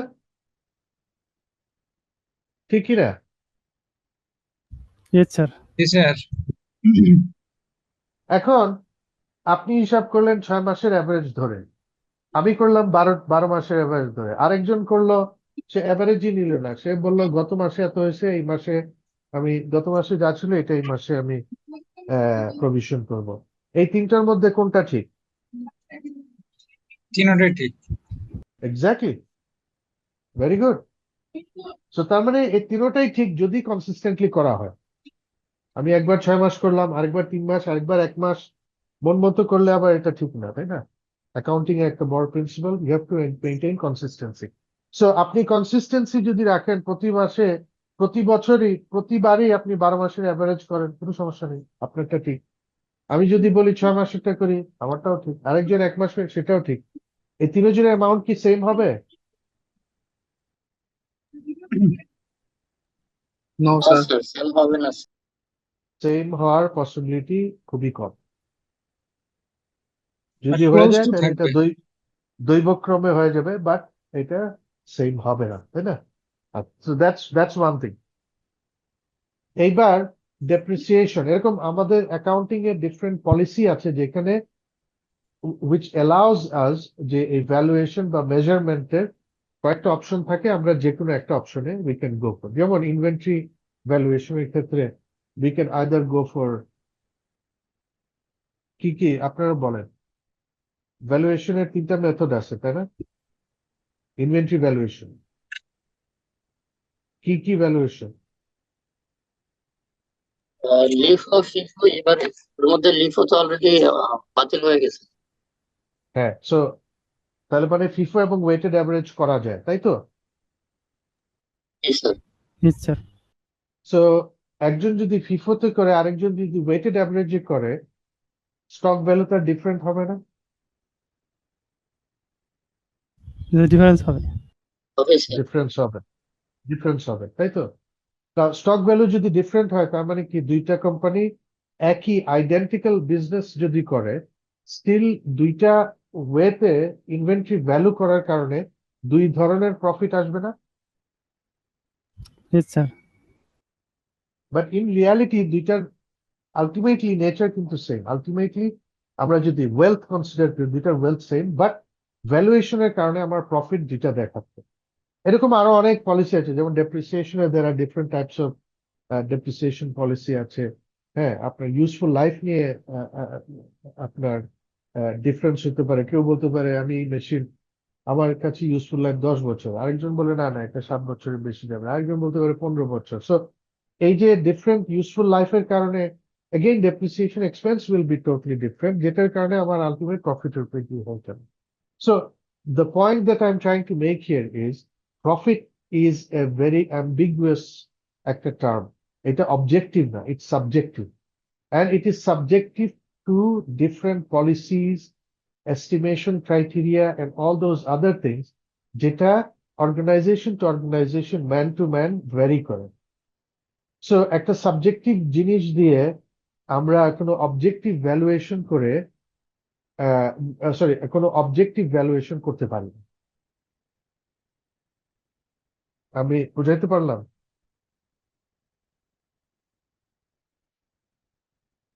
কি সবাই আছেন আমার সাথে নাকি কঠিন মনে হচ্ছে? Yes sir. লাস্ট লাইনটা আরেকবার একটু যে সাবজেক্টিভ অবজেক্টিভ ওটা একটু ক্লিয়ার হয়ে যাচ্ছে।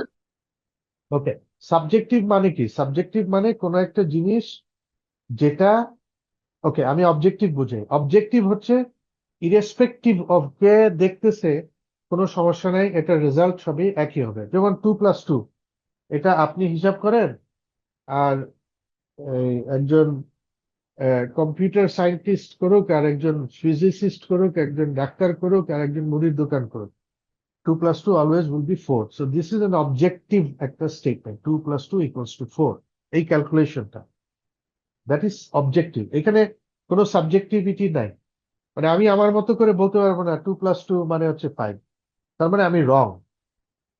আর সাবজেক্টিভ হচ্ছে যেটা সাবজেক্ট টু ওপিনিয়ন, যেটা ভ্যারি করে। সো যেমন আমি বললাম যে হ্যাঁ, এস্টিমেশন, যখন এস্টিমেশনের ইস্যু থাকে তখনই এটার মধ্যে সাবজেক্টিভ একটা ইস্যু চলে আসে। সো এটার মানেটা কি? মানে হচ্ছে আমি বলতে পারি যে না, আমি 3 মাসের গড় ধরে এস্টিমেট করব, এটা কারেক্ট। আরেকজন বললো 6 মাস করে করব, তারটাও correct, because it's an estimation. So subjectively বা সাবজেক্ট টু একজনের অপিনিয়ন, যেহেতু এটা পরিবর্তন হতে পারে, এটা পরিবর্তনশীল। সো একটা পরিবর্তনশীল কোনো একটা অ্যামাউন্ট দিয়ে আপনি কোনো অবজেক্টিভ ভ্যালুয়েশনে যেতে পারবেন না।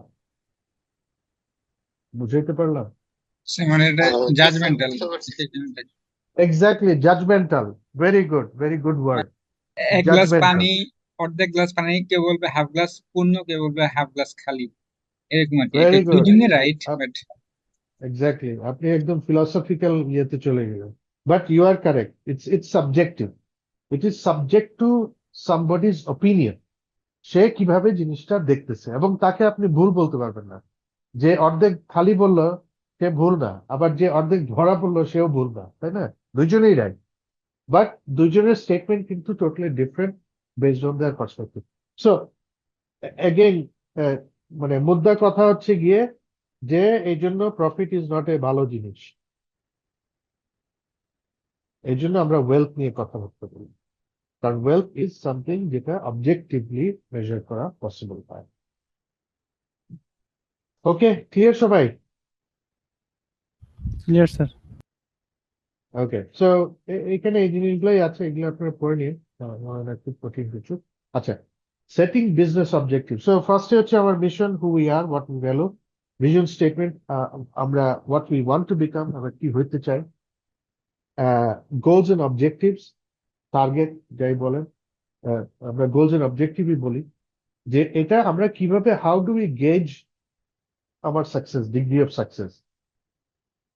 এটা হচ্ছে গোলস এন্ড অবজেক্টিভ। আমি কিছু গোল সেট করলাম, অবজেক্টিভ সেট করলাম, আমি আমার গোলের কতটুকু কাছাকাছি গেলাম, আমি কি গোলটাকে ওভারকাম করতে।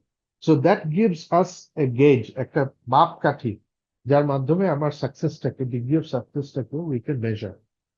স্ট্র্যাটেজি হচ্ছে how will be achieve our vision. So strategy is tied with the vision statement.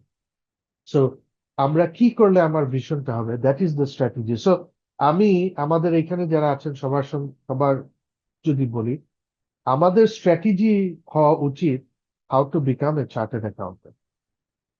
That will be our personal strategy. আমি personal strategy, not company, personal strategy. এবং এই how to become a chartered accountant, এটার জন্য we need goals and objectives, যে আমি কবের মধ্যে শেষ করতে চাই। I want to complete my all my exams and clear exams within the next X number of years. So X number of years মানে কয়টা পরীক্ষা হয়, সো কয়টা পরীক্ষার মধ্যে তার মানে কয়টা করে সাবজেক্ট পাস করতে হবে। আমাদের সবারই নিজস্ব, কোনো কেউ কেউ কিছু সাবজেক্টে দুর্বল থাকেন, কিছু সাবজেক্টে সবল থাকেন। সো আপনারা কিভাবে মিক্সচারটা করবেন, কিভাবে আপনারা ডিসাইড করবেন এই টার্মে আমি এই সাবজেক্ট গুলো নিব যাতে করে আই ক্যান ইজিলি কোয়ালিফাই।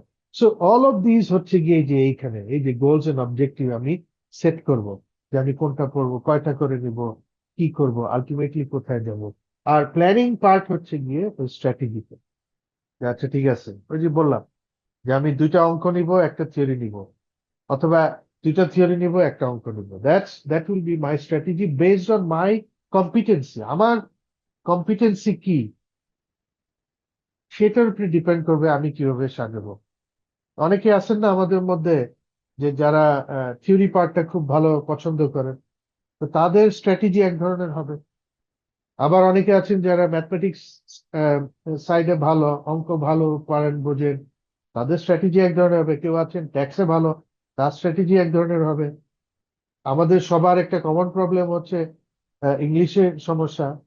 যাদের ইংলিশে বেশি সমস্যা তাদের এক ধরনের স্ট্র্যাটেজি হওয়া উচিত, যার ইংলিশে ভালো সমস্যা কম তার।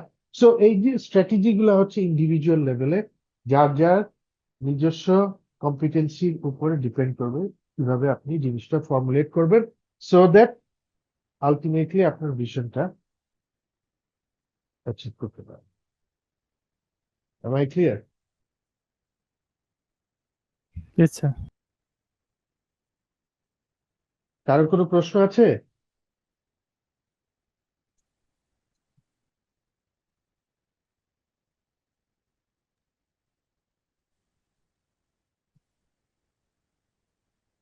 হ্যাঁ স্যার, কি ওকে কারো স্যার। কোনো প্রশ্ন আছে? Okay, good. Sir. Okay, so 8:40 বাজে, আমার মনে হয় let's take a break.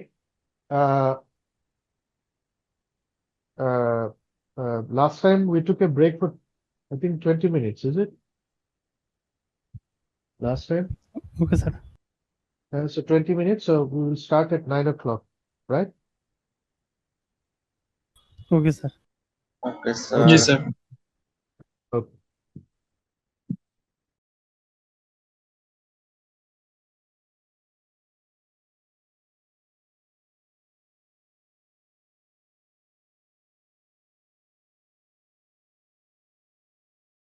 Sir দেওয়া আছে।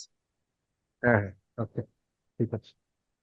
Okay, so the objectives has to be smart. So এটা হচ্ছে objectives এর এই characteristics থাকা উচিত আর কি। কি কি? একটা হচ্ছে specific, measurable, achievable, relevant and time bound. Specific হচ্ছে যে অবজেক্টিভটা অ্যাম্বিগুয়াস হইতে পারবে না, it has to be very clear. Measurable, যেটাকে কোয়ান্টিফাই করা যায়, হ্যাঁ। সো আমি বললাম যে গতবারের চেয়ে আমার এবারের সেলস বেশি করতে চাই, দ্যাটস মাই অবজেক্টিভ। এখন এই বেশি তো কোয়ান্টিফাই করা যায় না, এটা একটু ভেগ হয়ে যায়, তাই না? সো এটাকে মেজারেবল, যেমন আমি বললাম যে গতবারের তুলনায় এবার আমি 10% sales growth, so then you can measure. অথবা আমি বললাম গতবারের চেয়ে এবার আমার এত টাকার সেলস বাড়বে, that is something measure. So it has to be something measurable, achievable. It should not be something যেটা আমি অ্যাচিভ করতে পারবো না। It has to B relevant, হ্যাঁ, রেলেভেন্ট টু আমার যে আলটিমেট অবজেক্টিভ, সেগুলোর সাথে রেলেভেন্ট হতে হবে। সো আমরা অ্যাকাউন্টেন্ট, এখানে প্রফেশনাল অ্যাকাউন্টেন্ট হওয়ার জন্য সবাই আসছি, এখন গানের স্কুলে ভর্তি হলে that has no relevance to professional accountancy. So এটার সাথে মিলবে না। And then time bound, there has to be a time to everything, যে এর মধ্যে হইতে হবে, অথবা ওই টাইমের ওই টাইমটাকে মাথায় রেখে যে এর মধ্যেই আমাদেরকে এই কাজটা করতে হবে। সো এটা হচ্ছে স্মার্ট অবজেক্টিভ। এখানে কিছু এক্সাম্পল আছে, এগুলো আপনারা একটু দেখে নিন, হ্যাঁ। কয়েকটা এক্সাম্পল, কিছু বিজনেস অবজেক্টিভ যেখানে এই স্মার্ট, এই যে এগুলাকে ফলো করে করা, এটা আমি আপনাদেরকে এই ইয়েটা শেয়ার করে দিব, আপনারা প্লিজ গো থ্রু, হ্যাঁ। ওকে, নাও stakeholders. So লাস্ট ক্লাসে আমরা অলরেডি ডিসকাস করছিলাম, তাই না?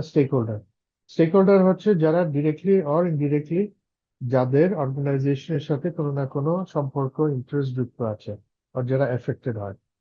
সো বেসিক্যালি তিন ধরনের স্টেক হোল্ডার, একটা হচ্ছে internal, connected and external. Internal বলতে ম্যানেজমেন্ট, এমপ্লয়ি, এরা হচ্ছে ইন্টারনাল। কানেক্টেড হচ্ছে shareholder, customer, supplier, financiers, etcetera, all of this হচ্ছে কানেক্টেড। আর এক্সটার্নাল হচ্ছে থার্ড পার্টি, এক্সটার্নাল যেমন government, community, pressure group, all of this হচ্ছে এক্সটার্নাল, যারা সরাসরি কোনো তাদের ডিরেক্ট ওইরকম কোনো লেনদেন বা কিছু নাই, but they also have certain interest of the organization.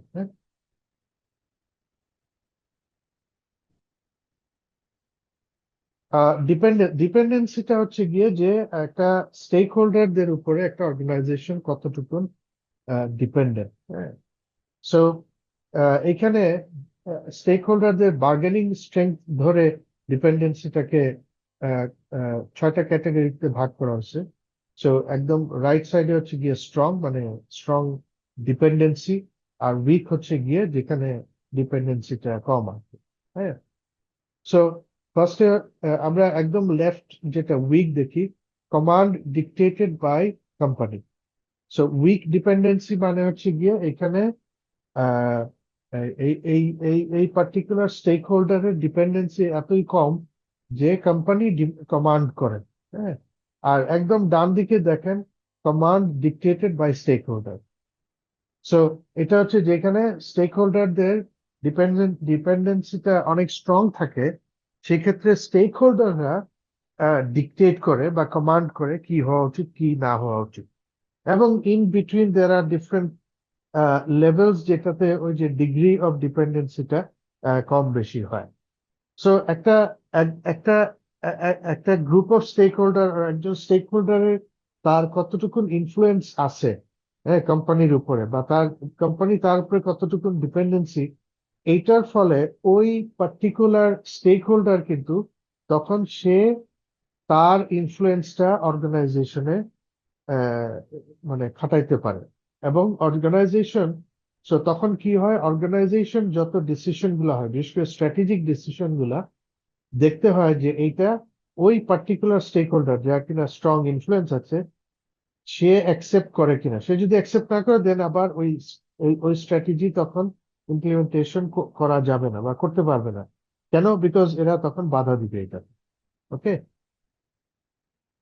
So shareholders mapping power and interest, ওইটার ওই আগে যেটা বললাম এটা একটা একটা 2x2 ম্যাট্রিক্স এর দেয়া আছে। দেখেন level of interest high, low, high, আর পাওয়ার লো, হাই। আচ্ছা, পাওয়ার তো সবাই বোঝেন, পাওয়ার, হোয়াট ইজ পাওয়ার?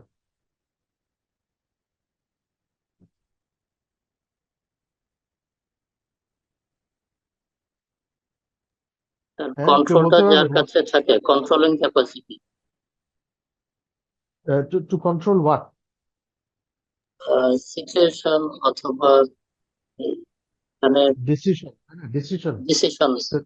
হ্যাঁ, সো ডিসিশন মেকিং এ যার ইনফ্লুয়েন্স থাকে এটাই হচ্ছে গিয়ে পাওয়ার। পাওয়ার হচ্ছে to have influence over decision making.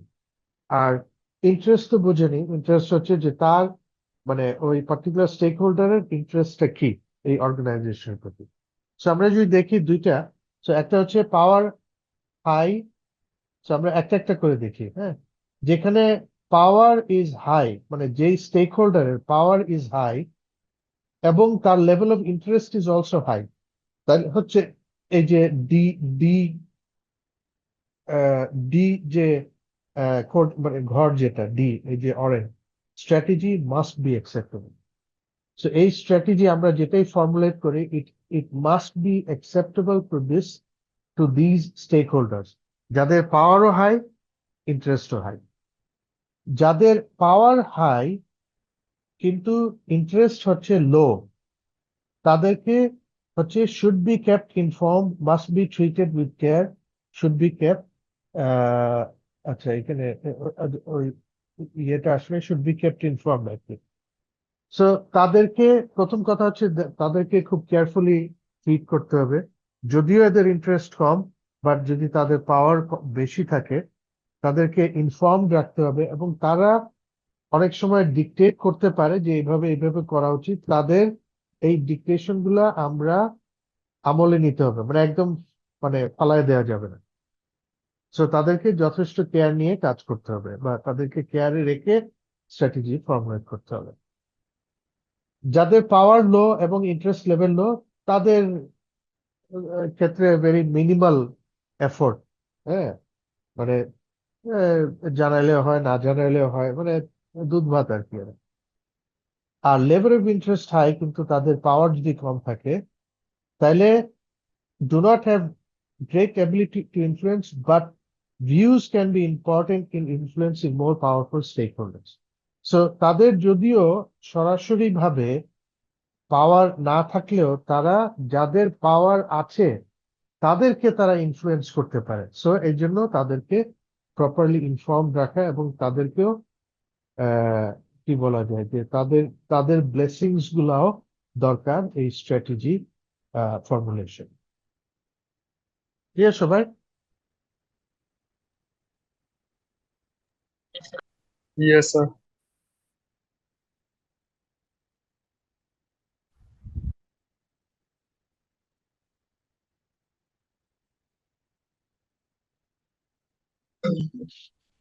Okay, corporate social responsibility. তো কর্পোরেট সোশ্যাল রেসপন্সিবিলিটি হচ্ছে গিয়ে যে আমরা how do we spend our money. হ্যাঁ, সো এখানে সিএসআর মানে it has it's a big very broad term. যদিও আমরা দেখি যে actually CSR has become a cliche, যেটার মাধ্যমে অ্যাকচুয়ালি প্রমোশন, অনেকটা প্রমোশনাল অ্যাক্টিভিটি করা হয়। বাট অ্যাকচুয়ালি সিএসআর হচ্ছে গিয়ে টোটালি মানে এই যে একটা অর্গানাইজেশন এক্সিস্ট করে প্রফিট করছে, what is that organisation giving back to the society, that is what CSR is actually about. So CSR activities on health and safety, not only to the employees, but as a whole society there. Environmental protection, staff welfare, customer welfare, supply chain management, a good value chain management, supply chain management ensure kora, ethical conduct, engagement with social causes, যেমন education হইতে পারে, অথবা আপনার medical services হইতে পারে, অথবা যে কোনো একটা সোশ্যাল কজকে, হ্যাঁ, যেমন ধরেন এই যে রাস্তা পরিষ্কার করা, বা কোনো একটা পার্ককে সৌন্দর্য বর্ধন করা, অল অফ দিস হচ্ছে গিয়ে এই যে সোশ্যাল কজের এনগেজমেন্ট। তো এইগুলাতে খরচ করা বা এই অ্যাক্টিভিটি গুলাতে ইনভলভ হওয়া একটা অর্গানাইজেশন, এগুলাকে বলা হয় corporate social responsibility.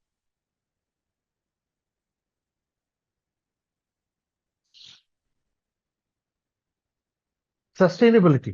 So sustainability নিয়ে আমাদের অনেক কথাবার্তা আছে, অনেক ইয়ে আছে।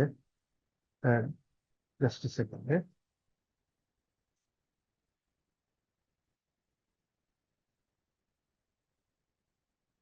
একটা কোশ্চেন ছিল স্যার।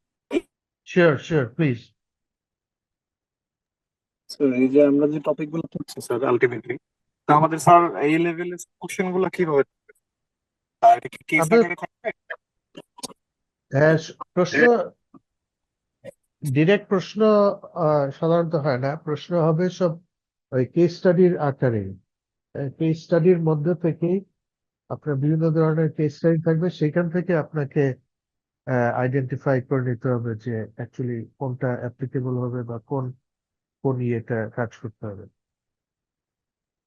ডিরেক্ট প্রশ্ন আসলে এভাবে হয় না এই লেভেল স্ট্র্যাটেজি। তাহলে স্যার একটা রিকোয়েস্ট ছিল কি স্যার? জি বলেন। স্যার আমাদের ওই চ্যাপ্টার ওয়াইজ কোশ্চেন গুলো পড়ে বা এই ইয়াগুলো প্র্যাকটিস আমাদের দেখাতে স্যার, তাহলে আমাদের জন্য সুবিধা হবে। এই রিলিভেন্ট আচ্ছা নিয়ে স্যার যে কোশ্চেনগুলো এইভাবে আচ্ছা, আমি আপনার কথাটা ব্রেক হয়ে আসতেছিল, তারপরে আমি যতটুকু বুঝছি সেটা একটু বলি, ইফ ইউ এগ্রি আপনি বলেন। So what you are trying to say is যে এই এই পার্টিকুলার চ্যাপ্টারের রিলেটেড যে প্রশ্নগুলা সেগুলা ডিসকাস করার জন্য, am I correct? Yes sir, yes. Okay okay, ঠিক আছে। আমরা চ্যাপ্টার গুলো শেষ করি, দেন আমরা ওই চ্যাপ্টার রিলেটেড প্রশ্নগুলো নিয়ে কাজ, মানে যেটা হয় যে একটা কেস স্টাডি যখন when we go through a case study, it's not একটা সিঙ্গেল টপিক নিয়ে কেস স্টাডিতে থাকবে, এখানে এক এক জায়গা থেকে এক একটা অংশ থাকে। সো মানে মানে আপনি যে একটা প্রশ্ন শুধু একটা বা একটা কেস স্টাডি যদি একটা জিনিস নিয়েই আলাপ করে, নট নেসেসারিলি, যে কারণে একদম স্পেসিফিক করাটা ভেরি ডিফিকাল্ট। এই জন্য আমরা যদি আগে থিওরিটিক্যাল পার্টটা শেষ করি, then if you go to the case studies, it will be easy for us to navigate. Otherwise ধর একটা জিনিস পড়া হবে আরেকটা বাকি থাকবে, ওটা আবার পড়তে হবে, so it will be double কাজ আর কি। বুঝতে পারছেন? জি sir, okay okay thank you. Okay, so sustainability, এখন সাস্টেইনেবিলিটি নিয়ে অনেক কথাবার্তা হয়, অনেক কিছু, এবং এগুলা আমি বলবো ওভার রেটেড আর কি। এখন সবাই এগুলা, হ্যাঁ অফকোর্স আমি বলতেছি না যে এগুলা লাগবে না, বাট স্টিল এখনো এগুলা অনেকটা প্রমোশন মার্কেটিং টুল হিসেবে ইউজ করা হয়।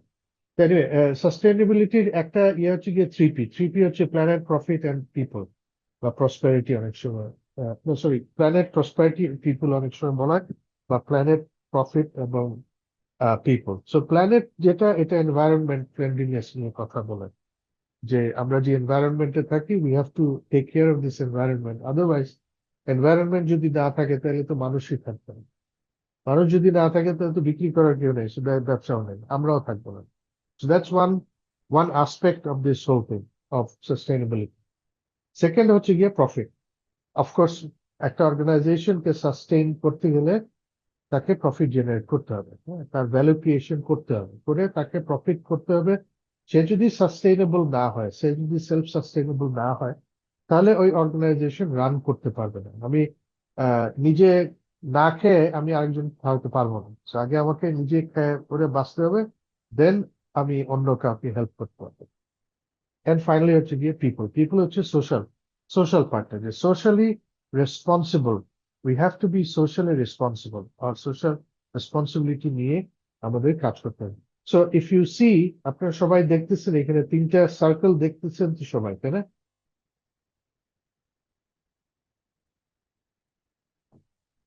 Okay, so this is the planet circle, this is the profit circle, and this is the people circle, and মাঝখানে হচ্ছে sustainability। তার মানে তিনটা সার্কেল যেখানে গিয়ে ইন্টারসেক্ট করছে, এটাই সাস্টেইনেবিলিটি। সো আমরা একটা একটা করে দেখি। সো প্ল্যানেট আমরা বললাম কি, এটা হচ্ছে এনভায়রনমেন্টাল সাস্টেইনেবিলিটির একটা অংশ।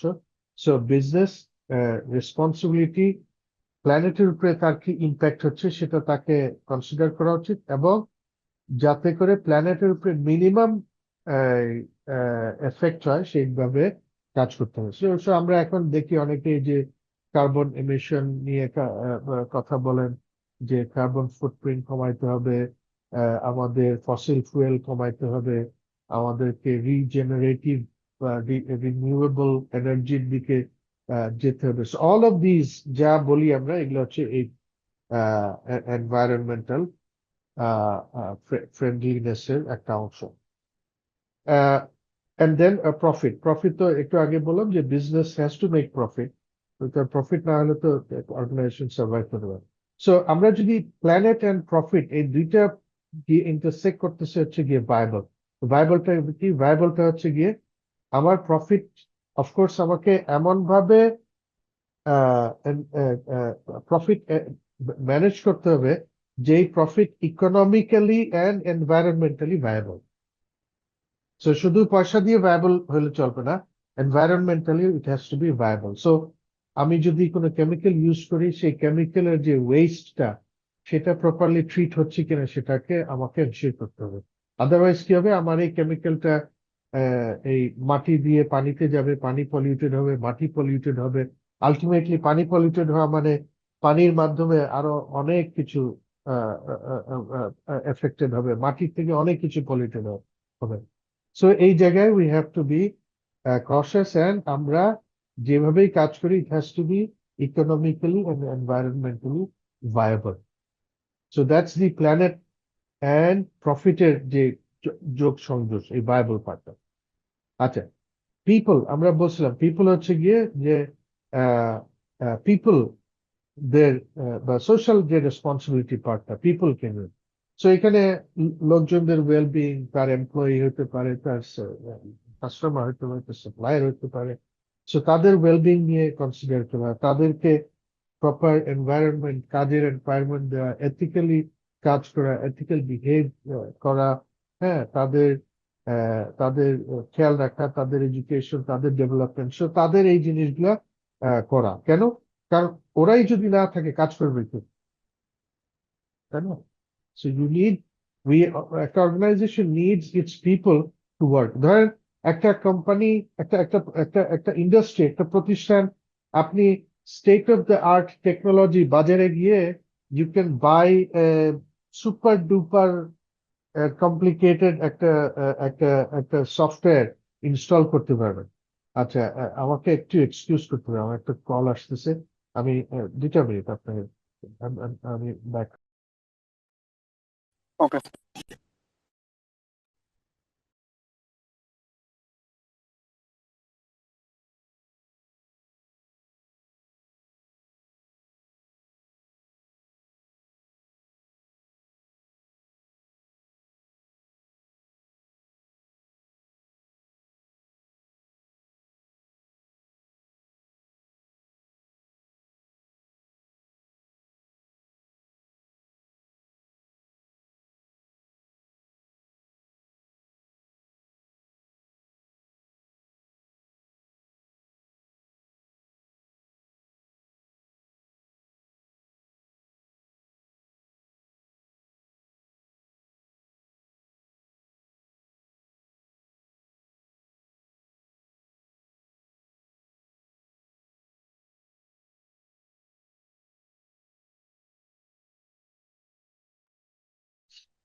ওকে, সরি। সো প্রফিট অ্যান্ড পিপলের যে এই ইন্টারসেক্টর, এটা হচ্ছে ইকুইটেবল। সো তার মানে এই যে প্রফিটটা, হ্যাঁ, বা এই যে ভ্যালু এডিশন হচ্ছে, একটা অর্গানাইজেশন ভ্যালু এডিশন করতেছে, এটা distribution has to be equitable. Equitable মানে এটা একটা একটা মানে সমান বলা ঠিক হবে না, সমতার মাধ্যমে এটা ডিস্ট্রিবিউশন করতে হবে। সো যার যেটা প্রাপ্য তাকে সেটা দিতে হবে। And then planet and people, এই দুইটার মাঝখানে যেটা, সেটা হচ্ছে গিয়ে এগেইন আমরা যে কাজগুলোই করব, এই কাজটা হইতে হবে which is bearable to the planet, বা প্ল্যানেট যেটা সহ্য করতে পারবে, বা এনভায়রনমেন্ট ফ্রেন্ডলি একটা এনভায়রনমেন্ট ফ্রেন্ডলি একটা অ্যাটমসফিয়ারের মধ্যে কাজটা করা। এবং এই তিনটা যখন এনশিওর করা হবে, তখনই একমাত্র একটা সাস্টেইনেবল একটা কি বলা যায়, একটা প্ল্যান বা একটা স্ট্র্যাটেজি, সাস্টেইনেবল একটা স্ট্র্যাটেজি করা পসিবল। সো আপনারা দেখবেন এখন সব জায়গায় এই sustainability is a big word, হ্যাঁ। এবং ইভেন বিশেষ করে এনভায়রনমেন্ট সাস্টেইনেবিলিটি, এগুলোর উপরেও আস্তে আস্তে আমাদের উপরে অনেক ধরনের রিপোর্টিং রিকোয়ারমেন্ট আসতেছে। আইএফআরএস ইয়ে থেকে তারাও কিছু গাইডলাইন দিচ্ছে যে হাউ একজন অ্যাকাউন্টেন্ট বা অডিটর কিভাবে সাস্টেইনেবিলিটির উপরে রিপোর্ট করতে পারে। সো এগুলো আস্তে আস্তে যত দিন যাচ্ছে আস্তে আস্তে বাড়তেছে। আমাদের বাংলাদেশে হয়তো বা আমরা এখনো এই জিনিসগুলো এইভাবে দেখতেছি না, বাট ইউরোপে they are very strong, specially Europe is very strong এইসব রিপোর্টিং, এইসব ইয়ের ক্ষেত্রে। আস্তে আস্তে অবশ্যই আমরা আমাদের ওই দিকেও হবে ইনশাল্লাহ। ওকে, কারো কোনো প্রশ্ন আছে এখানে? স্যার একটা কোশ্চেন আছে স্যার। Sure, please. সাস্টেইনেবল ডেভেলপমেন্টের 17টা গোল আছে। ওই সাস্টেইনেবল ডেভেলপমেন্টের কোনো গোলের সাথে কি এই সাস্টেইনেবিলিটির কোনো রিলেশন আছে স্যার? সাস্টেইনেবিলিটির আপনার যতগুলো গোল থাকুক না কেন, আলটিমেটলি এই তিনটার কোনোটার মধ্যে গিয়ে এফেক্ট হবে। হয় প্ল্যানেটকে এফেক্ট করবে, অথবা পিপলকে, অথবা একটা অর্গানাইজেশনের প্রফিটেবিলিটিকে এফেক্ট করবে। সো কোনো না কোনো ভাবে এইগুলার একটা বা হয়তো বা একাধিক যোগ সংযোগ আপনি খুঁজে পাবেন। যদি ওই 17টা আপনি পড়েন, আপনি দেখবেন এগুলোর সাথে আলটিমেটলি টাই আপ হবে। সো 3P যেটা, বা এই কনসেপ্ট বা এই এটা হচ্ছে একদম সামারাইজড একটা ইয়ে, যেটা কি বলা যায়, যে ওভারঅল সাস্টেনেবিলিটির যে ওভারঅল কনসেপ্টটাকে একদম কনসাইজ ওয়েতে এটা ডিপিক্ট করে।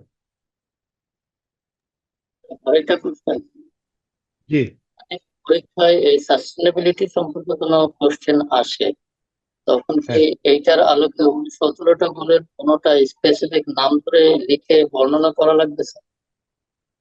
না, যেটা করতে হবে সাস্টেনেবিলিটির আলোকে, যখন ধরেন আপনার একটা কেস স্টাডি আসলো, সেখানে আপনাকে বলা হলো যে এই সাস্টেনেবিলিটির উপরে কোনো একটা একটা একটা রিপোর্ট বলতে পারেন, অথবা কোনো একটা কি বলা যায় যে আপনার তার স্ট্র্যাটেজিতে সাস্টেনেবিলিটি, সে কোন সাস্টেনেবল, কি ধরনের সাস্টেনেবিলিটি মেজার্স বা স্টেপ নেওয়া উচিত, তখন আপনি ওই পার্টিকুলার কেস রেলেভেন্ট জিনিসগুলা দিবেন।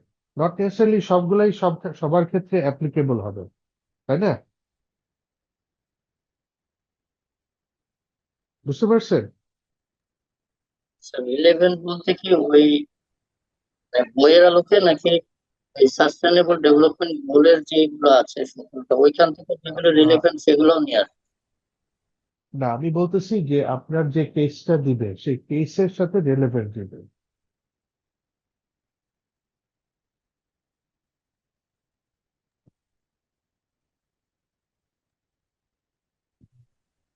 বুঝতে পারছেন? এটাই জিজ্ঞেস করলাম স্যার, কেসের সাথে যদি রিলেভেন্সি থাকে কোনোটা, মনে হয় যে হ্যাঁ ওইটা ওই ওই পয়েন্ট গুলো মানে 17টার কোনোটা ম্যাচ করতেছে, হ্যাঁ সেগুলোকে হ্যাঁ কোট করবো কিনা স্যার? হ্যাঁ হ্যাঁ হ্যাঁ, সেটাই, হ্যাঁ, সেটা করতে হবে। ওকে। ওকে, আর কারো কোনো প্রশ্ন আছে?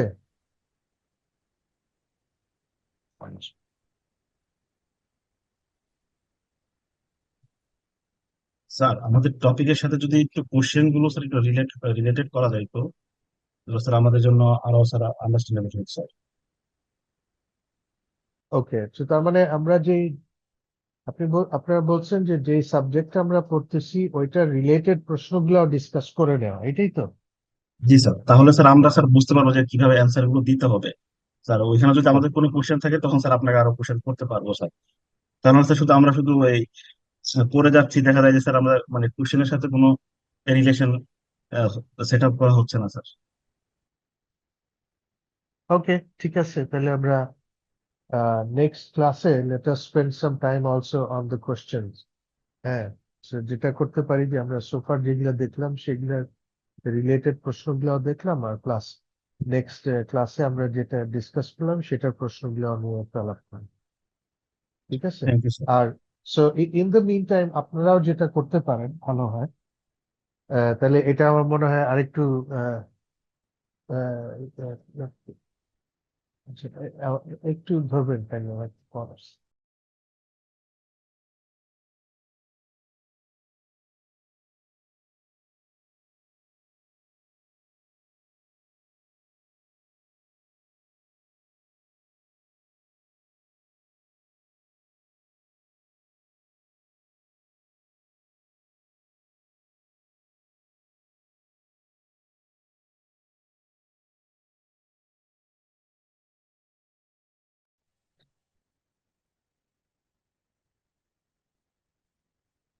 জি স্যার। সো আমরা কোথায় ছিলাম? ও, যেটা বলছিলাম যে আপনারাও যখন নেক্সট ক্লাসে যদি আপনারা একটু দেখে আসেন আর আপনাদের প্রশ্নগুলো নিয়ে আসেন, দেন আমার মনে হয় ডিসকাশনটা মোর ইফেক্টিভ হবে। হ্যাঁ, যে অল্প সময় উই ক্যান কভার মোর আর কি, যে আপনারা স্পেসিফিক প্রশ্ন নিয়ে আসলে রাদার দেন ভেরি জেনারিক আমরা প্রশ্ন গো থ্রু করলাম, দেখা যাবে অনেক কিছু আপনারা জানেন পারেন বোঝেন, সেগুলো রিপিট করার তো প্রয়োজন নাই, তাই না? স্যার আগামী ক্লাসে কি আপনি ক্লাস নেবেন স্যার? হ্যাঁ, ইনশাল্লাহ আমি নেব। লাস্ট তাহলে ক্লাসটা স্যার অ্যাকচুয়ালি আমি ছিলাম না, যে কারণে আই কুডন্ট অ্যাটেন্ড, তো এই ক্লাস নিতে পারি না। কোন চ্যাপ্টার আমরা প্রিপারেশন নেব তাহলে স্যার? আমরা তো এই আপনারা যদি চান এই যে 2 চ্যাপ্টার করলাম সেটাও দেখতে পারি, আর আমাদের এখনো হাফ অ্যান আওয়ার টাইম আছে, সো আই থিঙ্ক এই এই এই এইটা শেষ হয়ে যাবে, হয়ে গেলে will move on two the next chapter which is chapter 3। Sorry chapter 4। So ওইটাও আমরা দেখি কতটুকুন শেষ করতে পারি, ওইটাও আমরা ডিসকাশনে নিয়ে আসলাম।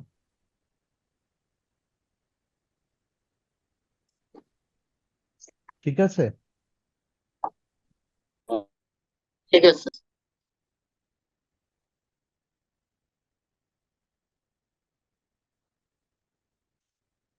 ওকে, সো আমাদের সাস্টেনেবিলিটির পরে আছে নট ফর প্রফিট। এটা অলরেডি আমরা কিছু ডিসকাস করে ফেলছি, তারপরে let's go through it. Not for profit হচ্ছে যেখানে প্রফিট মোটিভটা থাকে না অর্গানাইজেশনে। এখানে ইনক্লুড করে voluntary organisation, NGO, government bodies, mutually own public benefit corporation, যেগুলো হচ্ছে অনেকটা সোশ্যাল এন্টারপ্রাইজের মতো। সো অল অফ দিজ হচ্ছে গিয়ে নট ফর প্রফিট অর্গানাইজেশন, এবং এদের সাধারণত তাদের প্রফিট মোটিভ থাকে না। প্রফিট মোটিভ বলতে তাদের ওনারদের কোনো রিটার্ন দেওয়ার ক্ষেত্রে বা দেওয়ার কোনো কমিটমেন্ট থাকে না। ওকে, সো আপনাদের এই এই পর্যন্ত কারো কোনো প্রশ্ন আছে কিনা সো ফার?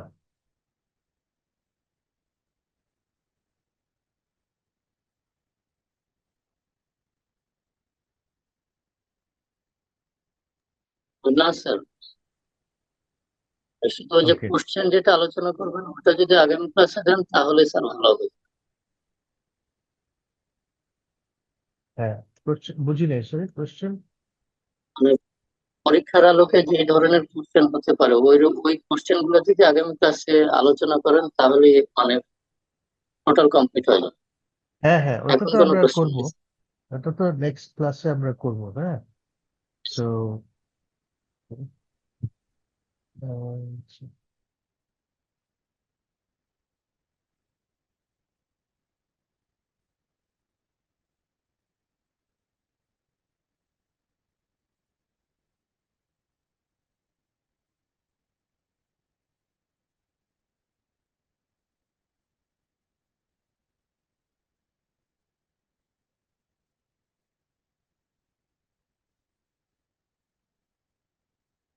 ওকে, চ্যাপ্টার 4 আমরা দেখছি macro environment business strategy. So এই চ্যাপ্টারে বেসিক্যালি আমরা ওই positioning based strategic planning process যেটা,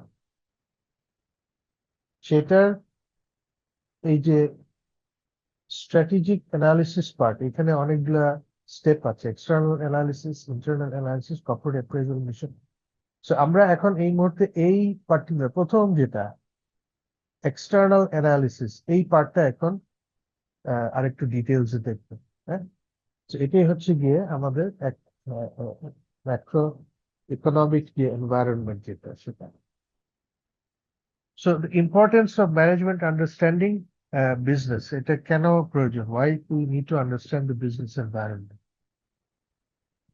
so that we can meet the expectation of the owners, stakeholders. Product and service যেটা আছে সেটা আমাদের ক্লায়েন্টের এক্সপেকটেশন যাতে মিট করতে পারে। লিগ্যাল এবং এথিক্যাল যে ফ্রেমওয়ার্ক, এর মধ্যে যাতে আমরা কাজ করতে পারি। স্টাফ এমপ্লয়ীদের জন্য একটা প্রপার ওয়ার্কিং একটা এনভায়রনমেন্ট, একটা ওয়ার্কিং স্পেস যাতে আমরা তৈরি করতে পারি। অ্যান্ড আমাদের যে ইনফ্লুয়েন্সিয়াল স্টেক হোল্ডার থাকে, পাওয়ারফুল ইনফ্লুয়েন্সিয়াল স্টেক হোল্ডার, তাদেরকে যাতে তাদের যে রিকোয়ারমেন্ট বা নিড সেটা যাতে আমরা ফুলফিল করতে পারি। সো একটা বিজনেস এনভায়রনমেন্টকে যদি আমরা ভাগ করি, basically we find the macro environment, এই যে পার্টটা ইকোলজি, এই পার্টটা হচ্ছে গিয়ে ম্যাক্রো, আর ভিতরেটা হচ্ছে গিয়ে ইন্ডাস্ট্রি এনভায়রনমেন্ট, ফার্ম এনভায়রনমেন্ট বলে অনেক সময়, ইন্ডাস্ট্রি এনভায়রনমেন্ট। আর এই ম্যাক্রো এনভায়রনমেন্টের বাইরে হচ্ছে দিস ইজ টোটালি আনসার্টিন একটা ইস্যু, আর যে এনিথিং ক্যান হ্যাপেন, এটা আসলে আমাদের হাতের বাইরে, দৈবক্রম যেটা। নাও ম্যাক্রো ইকোনমিক যে এনভায়রনমেন্ট, এটা হচ্ছে এমন একটা এনভায়রনমেন্ট, এটা ইন্ডাস্ট্রি স্পেসিফিক কোনো এনভায়রনমেন্ট না। সো যেমন ধরেন কোভিড যখন আসলো, তখন প্রত্যেকটা industry goat affected. It's not যে একটা ইন্ডাস্ট্রি এফেক্টেড হয়েছে আর একটা হয় না, এরকম তো হয় না, তাই না? Everybody everything goat affected. বা এই যে last July, end of July August যে টাইমটা গেল, everybody in Bangladesh goat affected, তাই না? সো এটা হচ্ছে গিয়ে ম্যাক্রো এনভায়রনমেন্টটা। আর ইন্ডাস্ট্রি এনভায়রনমেন্ট যেটাকে ফার্ম এনভায়রনমেন্ট বলা হয় অনেক সময়, এটা হচ্ছে উইদিন একটা স্পেসিফিক ইন্ডাস্ট্রিতে যদি আহ, যে ফ্যাক্টর গুলো ইনফ্লুয়েন্স করে। সো যেমন আহ, বেশ কিছুদিন আগে আপনার বার্ড ফ্লু হলো, আপনাদের খেয়াল আছে? নাম শুনছেন বার্ড ফ্লু? স্যার এই বার্ড ফ্লু হওয়ার ফলে ইম্প্যাক্টটা কি হয়েছিল, কোন ইন্ডাস্ট্রি এফেক্টেড হয়েছে বলেন দেখি? স্যার হ্যাঁ স্যার, পোল্ট্রি ইন্ডাস্ট্রি। মুরগির ফার্ম গুলি খুব বেশি এফেক্টেড হয়। Exactly. So poultry entire poultry industry affected হয়েছে। বাট বার্ড ফ্লুর কারণে আমার শাকসবজি ইন্ডাস্ট্রি বা গরুর মাংস বা অন্য কোনো ইন্ডাস্ট্রি কিন্তু এফেক্টেড হয়নি। সো ওইটাকে বলা হয় ইন্ডাস্ট্রি এনভায়রনমেন্ট, যে যেই এনভায়রনমেন্ট শুধুমাত্র একটা পার্টিকুলার ইন্ডাস্ট্রিকে এফেক্ট করে, বা যেই ফ্যাক্টর গুলো একটা পার্টিকুলার ইন্ডাস্ট্রিকে এফেক্ট করে। সো আমরা এই যে যখন এক্সটার্নাল অ্যানালিসিসটা করি, এক্সটার্নাল অ্যানালিসিস বলতে আমি যেই একটা এনভায়রনমেন্টের মধ্যে আছি, বসবাস করি, সেটার আমার বাইরে সবাই তো এক্সটার্নাল, তাই না? আমার আমার বাইরে মানে আমার কোম্পানির বাইরে সবকিছুই এক্সটার্নাল। এক্সটার্নালেরও দুইটা ভাগ, একটা হচ্ছে গিয়ে ম্যাক্রো, আর একটা হচ্ছে গিয়ে ইন্ডাস্ট্রি এনভায়রনমেন্ট। ম্যাক্রোটা হচ্ছে যেটা আমাকে শুধু আমার জন্য এফেক্টেড যে হচ্ছে তা না, everybody is getting affected for that. আর ইন্ডাস্ট্রি হচ্ছে স্পেসিফিক আমার ইন্ডাস্ট্রির জন্য যেটা এফেক্ট করা হচ্ছে। এই এতটুকুন ক্লিয়ার সবাই? জি স্যার। জি স্যার। ওকে।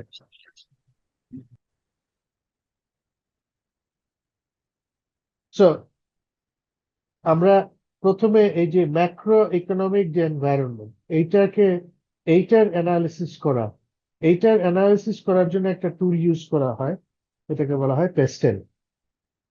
সো পেস্টেল হচ্ছে এই যে ইটস অ্যান অ্যাক্রোনিম, যেটা দিয়ে এই যে দেখেন এখানে political, economics, ecological, technology, legal, social, এই কয়েকটা জিনিসকে রিপ্রেজেন্ট করে পেস্টেলের মাধ্যমে।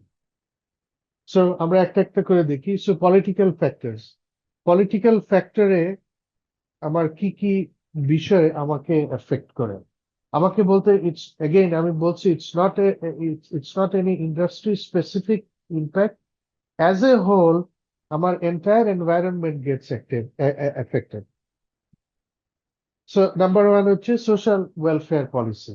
সো এটা এন্টায়ার সবার জন্য এফেক্টেড হয়, যে কোনো একটা পার্টিকুলার গভর্নমেন্ট পলিসি যেটাতে আমার সোশ্যাল ওয়েলফেয়ারের কোনো কোনো ম্যান্ডেটকে যদি ইমপ্লিমেন্ট করার জন্য, হ্যাঁ, প্রমোট ইয়ে করা হয়, ইস্যু করা হয়, তখন that has an impact on everybody.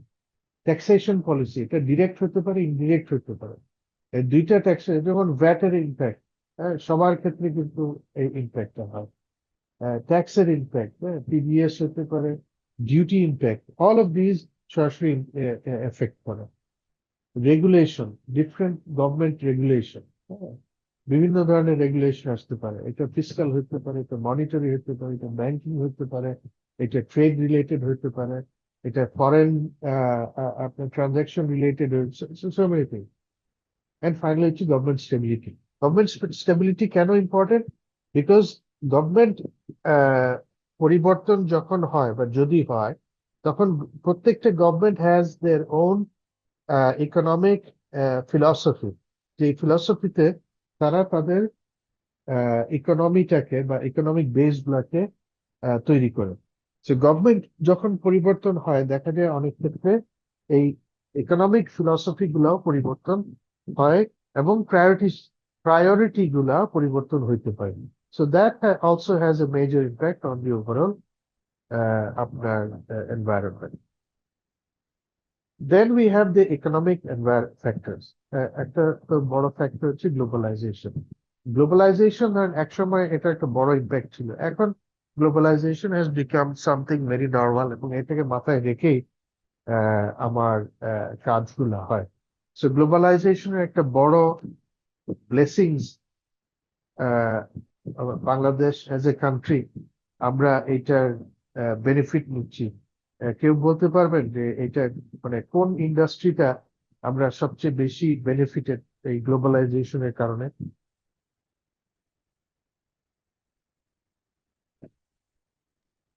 Sir garments মনে হয়। হ্যাঁ, সরি স্যার গার্মেন্টস। আরেকজন কি জানি বললেন?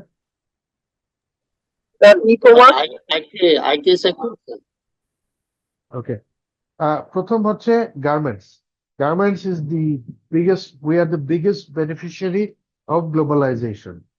সো আগে কাপড় যেগুলা যেমন আমেরিকাতে, ইউরোপে, ইভেন এশিয়ার অনেক কান্ট্রিতে অনেক ধরনের গার্মেন্টস ম্যানুফ্যাকচার হতো, আস্তে আস্তে এগুলো মুভ হয়ে আমাদের ফার্স্টে তো ইউরোপ আমেরিকা থেকে এশিয়াতে আসছে। এশিয়াতে অ্যাকচুয়ালি ফার ইস্ট থেকে শুরু হয়েছে, হ্যাঁ, চায়না, তারপরে ইন্দোনেশিয়া, ইভেন শ্রীলঙ্কা, ইন্ডিয়া, হ্যাঁ, ওই জায়গাগুলা। দেন আস্তে আস্তে এটা মুভ হয়ে এখন বাংলাদেশে আসছে। সো দিস ইজ এই গার্মেন্টস এর যে একটা বড় আমাদের একটা ইকোনমির একটা বড় ব্যাকবোন হিসেবে কাজ করছে। Almost 75% of our export earnings আসে হচ্ছে through R&D sector. So that's the biggest. Now, আপনার অন্য যেটা বলেন ই কমার্স, আরো কি বলেন, এগুলা এখনো ওইভাবে আমরা ওইটার বেনিফিট এখনো নিতে পারি। ওগুলা ধরনের ইন্ডিয়া বিগ টাইম এই বেনিফিট নিচ্ছে, ইন্ডিয়া আছে, ফিলিপিন্স আছে, হ্যাঁ, ওরা এইগুলার অনেক অনেক অনেক বেনিফিট নিয়ে নিচ্ছে অলরেডি। সো ওই মার্কেটে আমাদের ঢোকাটা ইটস ডিফিকাল্ট। বলবো না ইম্পসিবল, বাট এটা অনেক ডিফিকাল্ট, এবং আমাদের সময় লাগবে আমাদের ওই রকম স্কিল লোকজন তৈরি করতেও সময় লাগবে।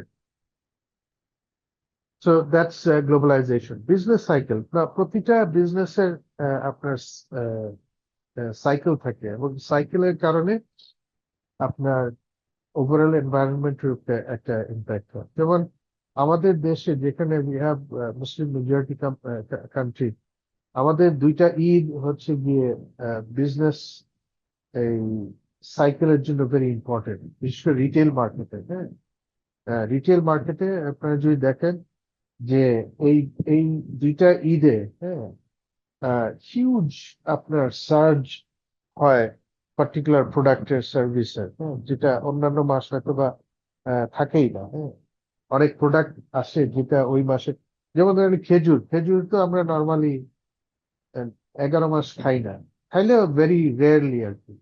বাট যখন রমজান মাস আসে ঈদের আগে আগে, খেজুর ইজ সামথিং মাস্ট, তাই না? খেজুর ছাড়া কেউ তারি চিন্তাই করতে পারে না। So that's a business cycle, এবং that has an impact on the overall আপনার এই যে এনভায়রনমেন্ট। ওই পার্টিকুলার সময় আসলে একটা হিউজ সার্জ হয়, হ্যাঁ, যেটা ইউ ক্যান নট ডিনাই। এখন ওইটার একটা ইম্প্যাক্ট সবার উপরে পড়ে। ইন্টারেস্ট রেট, ও সরি, আরেকটা বিজনেস সাইকেল আরেকটা বলি।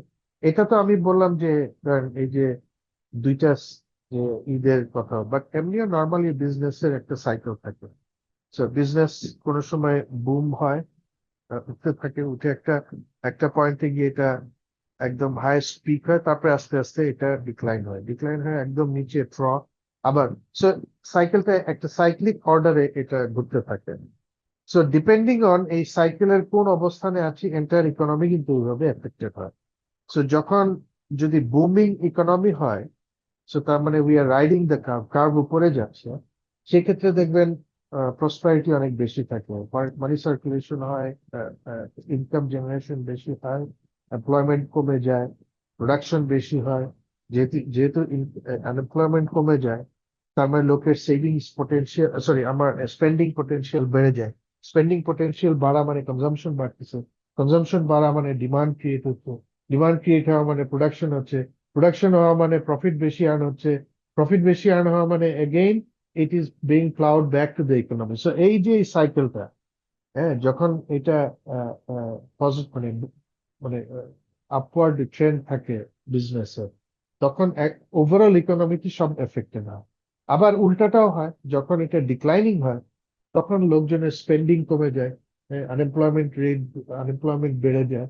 আনএমপ্লয়মেন্ট বাড়া মানে লোকজনের ক্রয় বা স্পেন্ডিং করার ক্ষমতা কমে যায় বা কম খরচ করে, কনজাম্পশন কম হয়, কনজাম্পশন কম হওয়া মানে প্রোডাকশন কম হয়, প্রোডাকশন কম হওয়া মানে প্রফিট কম, এগেইন দ্যাট সাইকেলও তখন চলে আসে। হ্যাঁ, সো এবং এটা সবাইকে এফেক্ট করে।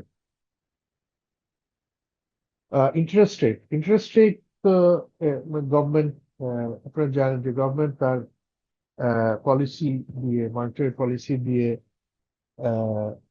ইন্টারেস্ট রেট গুলাকে কন্ট্রোল করে, সরি, ফিসকাল পলিসি দিয়ে ইন্টারেস্ট রেট গুলাকে কন্ট্রোল করে। এবং ইন্টারেস্ট রেটের সাথে বিজনেসের একটা ইনভার্স রিলেশন আছে। ইন্টারেস্ট রেট যত বেশি হবে বিজনেস তত মানে বিজনেস এফেক্টেড হয়, ইন্টারেস্ট রেট কম হলে বিজনেসটা ভালো হয়। Inflation has an impact. Inflation আপনার সবাই বোঝে, less more money chasing more less product, inflation. So তার মানে purchasing power of money কমে যায়। So that has an impact. Unemployment is a big factor economic. Unemployment যত বেশি হবে তত, যে বললাম, স্পেন্ডিং কমে যায়, কনজাম্পশন কমে যায়, যার ফলে প্রোডাকশনের উপরে ইম্প্যাক্ট হয়, প্রোডাকশন কম হয়, কারণ ডিমান্ড কম করে। এক্সচেঞ্জ রেট আপনার লাস্ট দুই বছর যদি দেখেন, 2 বছর আসলে পোস্ট করোনার পরের থেকে এক্সচেঞ্জ রেটের একটা, পোস্ট করোনা ঠিক বলবো না, পোস্ট করোনার পরে আর কি, এক্সচেঞ্জ রেটের উপরে একটা ম্যাসিভ হিট আসছে, যেটা 85-90 টাকার মধ্যে ডলার ছিল, এখন একটা সময় ছিল এটা 125 টাকাও হয়ে গেছিল। So that was A huge impact on the overall economy. So just imagine যে একটা কোম্পানি যদি 1 লাখ টাকার একটা অ্যাসেট কিনে, 1 লাখ ডলারের একটা অ্যাসেট কিনে, ওভারনাইট তার রিপেমেন্ট প্রায় 30% বেড়ে গেছে। তো তার মানে ওই 1 লাখ টাকা, ধরেন 1 লাখ টাকা ওয়াজ ইকুয়াল টু 80 টাকা করে বা 90 টাকায় করেই ধরি যদি, তাহলে আসতেছে 1 লাখ টাকা হচ্ছে 90 লাখ টাকা। But then when it came to 120 টাকা, তার মানে ওই 90 টাকা became 120 lakh. That's a huge, massive increase. So debt servicing এ গিয়ে প্রবলেম দেখা গেল, কারণ যে ইন্টারেস্ট পে করতে প্রতি, যে মানে ডেট সার্ভিসিং করার জন্য যে ইনস্টলমেন্ট গুলো পে করা, আগে যে পরিমাণ টাকা ইনস্টলমেন্ট রিপে হতো, এখন দেখা গেল তার চেয়ে 30-40% বেশি টাকা দিয়ে করতে হচ্ছে। তো that has huge impact on the overall profitability, cash flow, সবকিছুর উপরে। হ্যাঁ, আপনারা সবাই তো এনপিভি আইআরআর করছেন না, ক্যাপিটাল বাজেট যে অ্যাপ্রেজালে Yes, sir. NPV. Yes, sir. হ্যাঁ, জাস্ট ইমাজিন, ধরেন আপনার এনপিভি বা ধরেন আপনার এনপিভি যেই কস্ট রেট, যে কস্ট অফ ক্যাপিটালে আপনি এনপিভি পাইছেন, ধরেন একটা এক্স অ্যামাউন্ট, বাট দেখা গেলে ওই অ্যামাউন্টের চেয়ে বেশি ইম্প্যাক্ট হয়ে গেছে simply because of foreign exchange. So তার মানে একটা পজিটিভ ভ্যালু প্রজেক্ট ওভারনাইট এটা নেগেটিভ ভ্যালু প্রজেক্ট হয়ে গেল, যে কারণে অনেক অনেক অর্গানাইজেশন কিন্তু ব্যাডলি এফেক্টেড হয়েছে, ব্যাংকরাপ্ট হয়ে গেছে। হ্যাঁ, জাস্ট বিকজ তারা তাদের ওই যে ক্যাশ ফ্লোটা মেনটেন করতে পারে না, কিন্তু সে তো আর ওইভাবে তার কষ্ট ওইভাবে বাড়ায় রিকভারি করতে পারবে না। তার প্রোডাক্ট যেটা আছে। So that's a big yeah, actually. Ecological factors, sustainability, pollution, green issues, এই যে একটু আগে আমরা যে জিনিসগুলা কথা বললাম সেগুলা, হ্যাঁ, আপনার ইকোলজির যে পরিবর্তনটা হচ্ছে সেটার কারণে যে ইম্প্যাক্ট গুলো সেগুলা। Technological factors, government investment, R&D policy.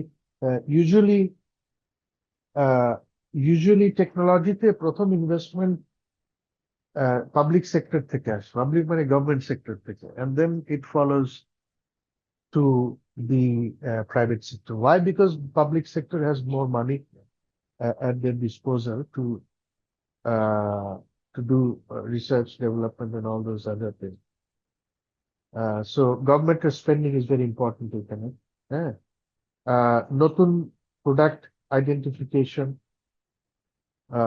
অথবা নতুন প্রোডাকশন মেথড, প্রসেস আইডেন্টিফিকেশন, যেটা আমাকে মোর এফিসিয়েন্ট ওয়েতে প্রোডাকশন করার সুযোগ দেয়। স্পিড অফ টেকনোলজি ট্রান্সফার, যে আপনার নতুন টেকনোলজি আসলো, বাট ওইটাকে অ্যাডাপ্ট করতে আপনি কত সময় নিচ্ছেন। আপনি যত কুইকলি ফাস্ট অ্যাডাপ্ট করতে পারবেন তত বেনিফিট পাবেন, যত দেরি করবেন তত ইউ লুজ দ্য রেস, তাই না? কারণ অন্যান্যরা ঢুকে যায়। R&D spending by competitor. So বিশেষ করে বড় বড় কোম্পানিগুলো, তারা তাদের রেভিনিউর মানে একটা বড় পার্সেন্টেজ স্পেন্ড অন R&D। এবং R&D কেন? সিম্পলি বিকজ তারা কন্টিনিউয়াস ইমপ্রুভমেন্ট বা ইনোভেশন করতে থাকে। ওয়াই? বিকজ যদি ইনোভেশন না করে, রিসার্চ ডেভেলপমেন্ট না করে, তাহলে দে উইল ড্রাই আউট, কম্পিটিশনের টিকে থাকাটা difficult. Development in other industries that could transfer. So এটা হচ্ছে গিয়ে যে আমি এই মুহূর্তে এই ইন্ডাস্ট্রিতে আছি, এমন কোন অন্য আরেকটা ইন্ডাস্ট্রিতে এমন কোন ইনোভেশন আসলে যেটা আমার ইন্ডাস্ট্রিকে এফেক্ট করে ফেলবে। সো ওইটা হচ্ছে কিনা ওটাও খেয়াল দেখা। লিগ্যাল ফ্যাক্টরস, লেজিসলেশন, কম্পিটিশনের ক্ষেত্রে লেজিসলেশন, যে একটা ফেয়ার কম্পিটিটিভ এনভায়রনমেন্ট এনশিওর করার জন্য যে লিগ্যাল ফ্রেমওয়ার্ক দরকার, যে লিগ্যাল সাপোর্ট দরকার, সেটা আছে কিনা।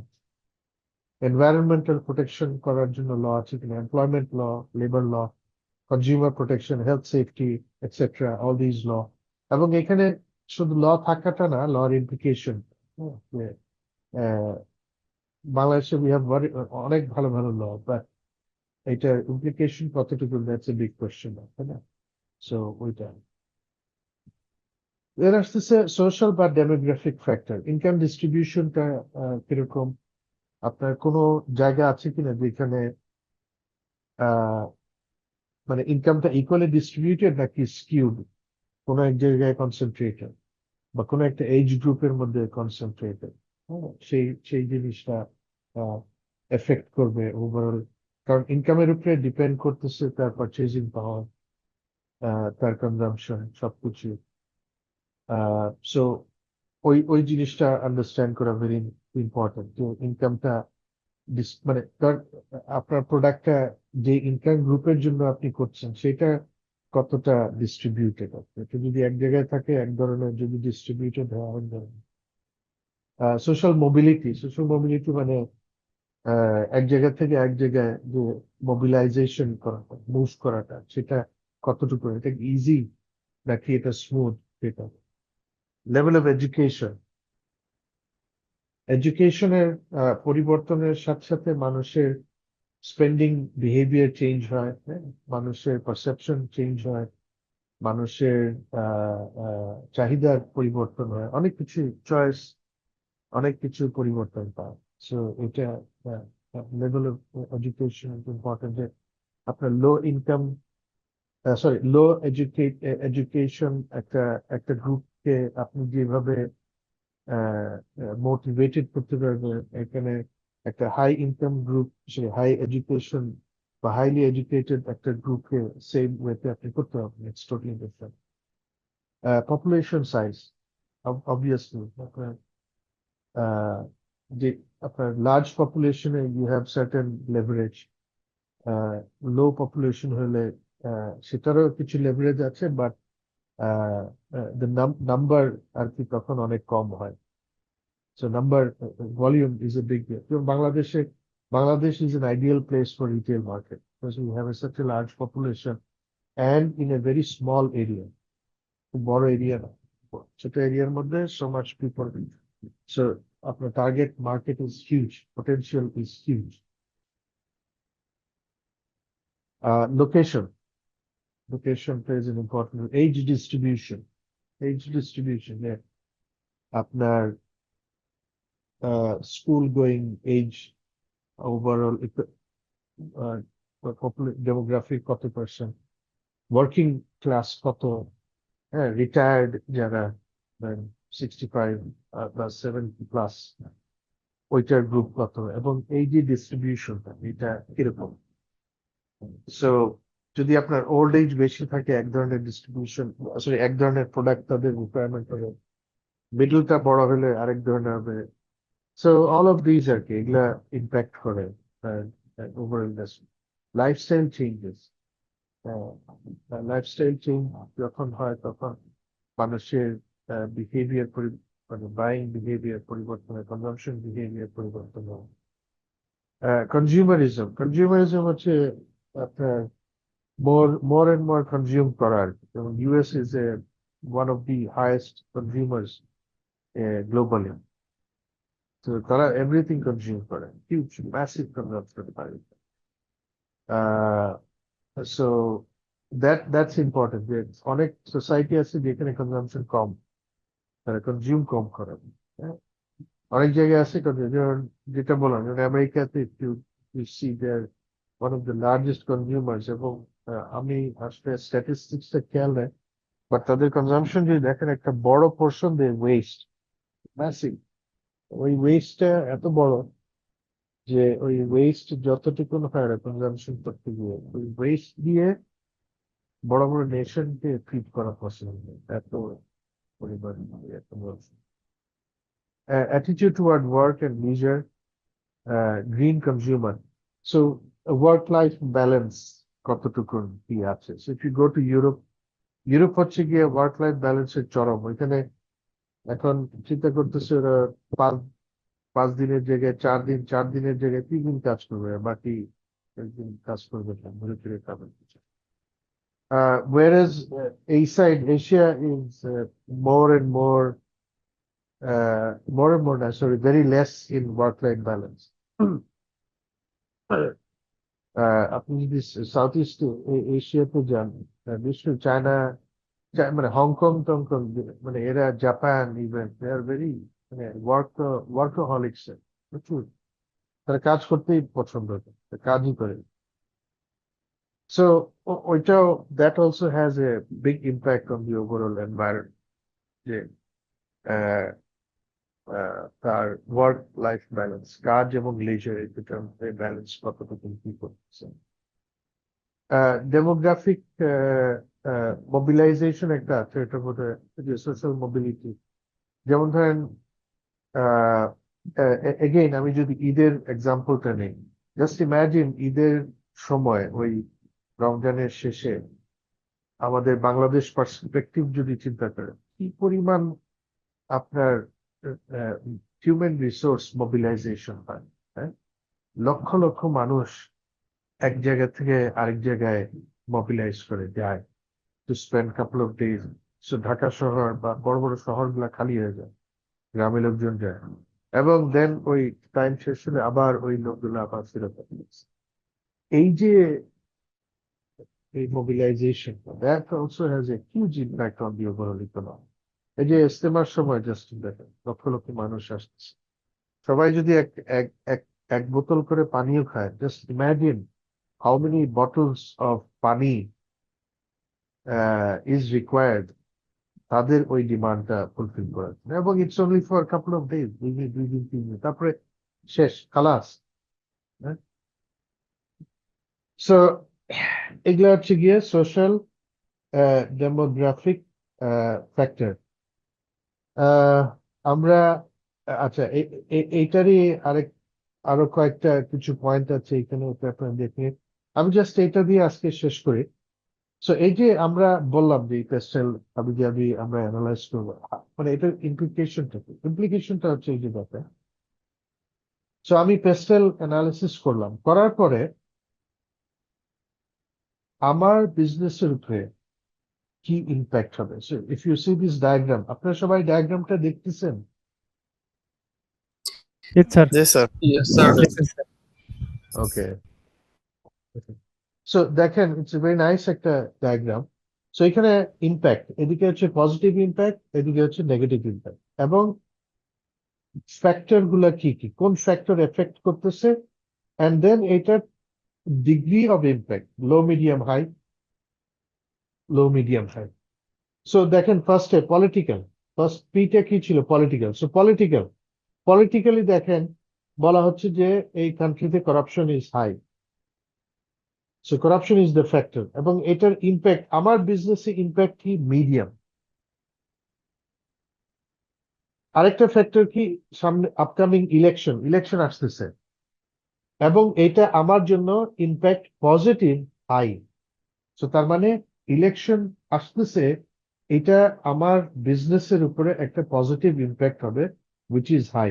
এবং এই যে আন্ডারলাইং এই সোসাইটিতে করাপশন প্রিভেইল করছে, সেটার কারণে আমার বিজনেসের মিডিয়াম ক্ষতি হবে, ইম্প্যাক্ট হবে।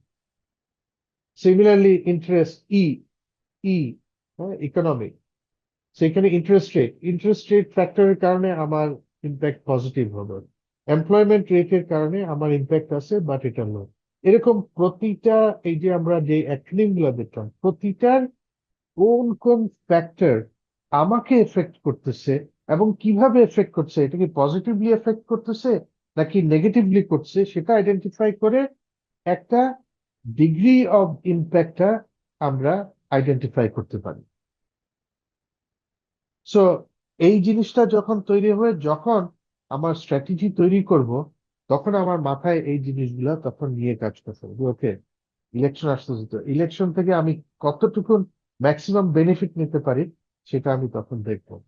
বা করাপশনের কারণে আমার যে বড় বড় রিস্ক ফ্যাক্টর আছে, এখানে আমার নেগেটিভ ইম্প্যাক্ট হতে পারে, সো এটা আমি কিভাবে কাউন্টার দিতে পারি, আমি কিভাবে এটাকে ম্যানেজ করতে পারি, সেই জন্য আমার স্ট্র্যাটেজিতে ওই পয়েন্টগুলো তখন উল্লেখ করবে। বুঝতে পারছেন সবাই? Yes, sir. সো আমার মনে হয় আজকে এখানে এন্ড করি, অলরেডি 10টা বেজে গেছে। Okay, sir. নেক্সট ক্লাসে অ্যাজ ডিসকাসড অ্যান্ড এগ্রিড আমরা প্রশ্নগুলো দেখব, আর এই চ্যাপ্টারে এর পরের থেকে আমরা বাকি জিনিসগুলো একটু দেখে নেব, ঠিক আছে? Okay, sir. স্যার এই স্লাইডটা কি আমাদের দিয়ে দিবেন? এই স্লাইডটা দিয়ে দিব, হ্যাঁ। কারো কোনো প্রশ্ন আছে আর? Okay, fine. So thank you everybody. হ্যাঁ, নেক্সট উইকে দেখা হবে। আসসালামু আলাইকুম। Thank you sir. আসসালামু আলাইকুম। ওয়ালাইকুম আসসালাম। আসসালামু আলাইকুম স্যার।